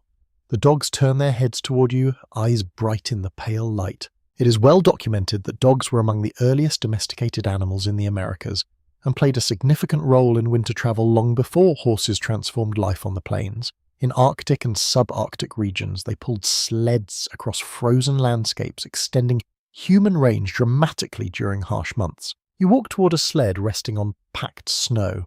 Its runners are smooth, slightly curved upward at the front. Rawhide bindings secure crosspieces firmly. A dog nudges your hand briefly, then turns back toward the horizon as if waiting for instruction. There is a small but compelling detail recorded in northern traditions. Dogs were often fed carefully measured portions of high-fat food during winter travel to maintain strength in extreme cold. Their endurance directly influenced human survival. Researchers continue to examine how dog breeding practices varied across regions, shaping animals suited to specific climates. Thick fur, strong chests, and resilience against cold became prized traits in the north. You feel the air fill your lungs sharply as you begin to move alongside the sled team. The dogs lean into their harnesses, muscles working in smooth coordination. Snow sprays lightly from beneath their paws. Without them, hauling heavy loads across frozen terrain would demand exhausting human effort. With them, movement becomes more efficient. It has often been observed that partnership between humans and animals in winter created a shared resilience. Dogs alerted camps to approaching wildlife. They helped locate breathing holes in sea ice when hunting marine mammals. Their senses extended human awareness. You glance across the snowfield and notice tracks from the previous day. The sled runners have carved shallow grooves that remain faintly visible. There is an intriguing anecdote from early Arctic explorers who depended heavily on indigenous sled dog knowledge. Without guidance on harnessing, feeding, and pacing teams, many expeditions would have failed more quickly. You pause as the dogs settle tongues visible in cold air. Their breath forms steady plumes. In some forested regions, dogs also assisted in hunting by tracking game through snow. Their ability to follow scent, even in cold conditions, enhanced food security. Some historians still discuss how the introduction of European breeds and later technologies altered indigenous dog populations and winter practices. Yet for centuries before such changes, these animals were integral to survival. You kneel briefly to check a harness strap, tightening it gently. The leather feels firm but flexible despite the cold. Inside camp, other dogs curl near the entrance of lodges, absorbing warmth from fire and shelter. It is widely acknowledged that human reliance on animals in winter extended beyond dogs. Knowledge of caribou migration, buffalo movement, and fish patterns shape survival strategies. You look toward the horizon where wind sweeps across open land. The dogs stand alert, reading scents you cannot perceive. Surviving freezing winters without modern heating was not solely a human achievement. It was shared with animal allies whose instincts complemented your own. You rest your hand on a dog's thick fur and feel its warmth radiate through your glove. The partnership feels tangible. As you guide the sled back towards the camp, snow crunching softly beneath runners, you sense the layered cooperation at work. Fire warms the lodge. Fur insulates your body. Earth shields your shelter. Dogs carry your burdens. Winter remains powerful, but you are not alone against it. And in the steady rhythm of pause across snow, survival becomes a shared journey. Water becomes precious when everything around you appears to be made of it. You stand at the edge of a frozen river, its surface sealed beneath thick ice that stretches from bank to bank. Snow drifts across it in pale ribbons, disguising currents that still move beneath. Thirst does not disappear in winter. It's a well-established reality that obtaining drinking water during freezing months required deliberate effort. Snow could be melted, but doing so consumed valuable fuel and yielded less water than one might expect. Ice cut from rivers or lakes often provided a more efficient source. You kneel and examine the surface carefully. Experience has taught you to read subtle differences in colour and texture. Clear blue ice may indicate thickness and strength. Cloudy patches may conceal trapped air or thinner sections. With steady hands, you take up a tool shaped from bone and wood and begin to chip at the surface. The sound is sharp and rhythmic, echoing across the quiet landscape. A small opening forms slowly. Beneath it, dark water glimmers. There is an intriguing detail recorded in northern accounts describing how experienced individuals could judge ice thickness by sound alone, listening to the resonance when struck. A deep tone suggested strength. A hollow echo warned caution. Researchers continued to explore how winter water access shaped settlement patterns. Camps were often positioned in near reliable sources that could be accessed even when frozen over, minimizing long journeys in severe cold. You scoop water carefully into a container, mindful not to let the opening widen unnecessarily. Too large a hole can weaken surrounding ice. Back inside the lodge, the water is poured into a pot and set near the fire. Steam rises gradually, carrying a faint mineral scent. It has often been observed that snow alone was rarely eaten directly to quench thirst, as doing so can lower body temperature dangerously. Melting snow into water before consumption preserves internal warmth. You watch as someone adds a small amount of stored herbs to the pot, creating a warm drink that comforts throat and chest. There is a subtle anecdote from forest communities describing how certain streams remained partially unfrozen due to underlying springs. These reliable sources were treasured during winter months. You sit near the hearth and feel the heat reach your face as you cradle a cup between your palms. The warmth seeps inward. Some historians still debate how winter drought conditions in certain regions influence migration decisions. Frozen landscapes can mask scarcity beneath apparent abundance. Outside wind sweeps across the river's surface, scattering fine snow into the air. You imagine the effort required to maintain regular water access during extended cold spells. Daily trips to the ice. Careful handling to prevent spills. Efficient fuel use when melting snow is unavoidable. It is widely recognized that dehydration in cold climates can occur quietly as thirst cues diminish. Winter survival required intentional hydration. You take a slow sip and feel the warmth spread through your chest. The liquid tastes clean and simple. Inside the lodge, the fire crackles softly. Outside, the frozen river continues its silent flow beneath ice. Surviving freezing winters without modern heating demanded attention to essentials that modern systems hide from view. Turning a faucet requires no thought. Here, every cup reflects effort. You glance toward the entrance where faint light filters through hide. Water, fire, shelter, clothing, community. Each element interlocks with the others. You set the cup aside and pull your robe closer, listening to the gentle hiss of steam rising from the pot. Winter may freeze the surface of rivers and lakes, but beneath the ice life continues to move, and with patience and a knowledge you draw from it what you need. Tonight feels longer than the others. You sense it in the way darkness settles early, and lingers in the way the firelight seems to hold a slightly greater importance. Outside, the sky stretches deep and clear, stars burning sharp above a world sealed in frost. This is the depth of winter, the season's most demanding stretch. You lie back on layered furs and watch the smoke drift toward the roof opening. The lodge feels steady, but beyond its walls the land lies silent and vast. Even the animals seem quieter. It is a widely accepted observation that in northern latitudes, winter nights can last far longer than summer ones, compressing daylight into a narrow window. Human routines adjust accordingly. Work is done quickly while light remains. Evenings expand into hours of stillness. You turn your face toward the entrance where faint starlight outlines the hide flap. The cold outside feels almost cosmic, as if it comes from the sky itself. There is a small but compelling detail noted in Arctic traditions. During periods of extended darkness, families often maintained consistent evening rituals, even simple ones such as shared meals at specific times to anchor their sense of continuity. Researchers continue to explore how prolonged winter darkness influences mood and resilience. In modern terms, seasonal affective patterns are well studied. Yet centuries earlier, communities developed cultural rhythms that countered the weight of long nights. You feel the warmth of bodies around you and the steady presence of the fire. It becomes clear that the longest night is not conquered alone. It has often been remarked that endurance in extreme winter climates required a different relationship with time. Rather than rushing towards a spring, people learned to inhabit the dark fully. You imagine stepping outside briefly under a sky alive with faint northern lights, pale green ribbons, shifting slowly above frozen trees. Such displays would not be constant, yet when they appear they lend winter an almost sacred beauty. There is an intriguing anecdote from certain northern oral histories describing how elders would interpret subtle changes in wind direction and starlight as signs that winter was gradually shifting even before measurable warmth returned. You roll onto your side and feel the fur brush softly against your cheek. The lodge creaks gently as temperature drops further. Some historians still discuss how communities perceived the psychological boundary between midwinter and the first hints of spring. Without thermometers or calendars, subtle environmental cues guided understanding. Inside, someone adjusts the fire carefully, adding just enough fuel to sustain warmth, without wasting precious wood. The balance remains constant. You close your eyes and listen to the layered quiet. The wind hums faintly.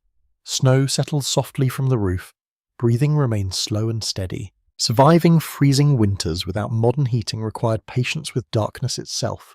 The absence of sunlight could weigh heavily, yet ritual routine and shared presence countered its effect. You think about how modern life often floods winter evenings with artificial light pushing back night aggressively. Here, darkness is accepted as part of the cycle. There is a gentle stillness that comes from surrendering to it. You drift towards sleep, aware that outside the cold deepens to its most intense point before dawn, yet you also know that dawn will come. It always does. The longest night stretches wide across the frozen land. Inside this lodge, firelight glows softly and warmth endures. And as you sink fully into rest, you understand that patience is as vital as any shelter. Winter's deepest darkness does not last forever. It simply teaches you how to wait.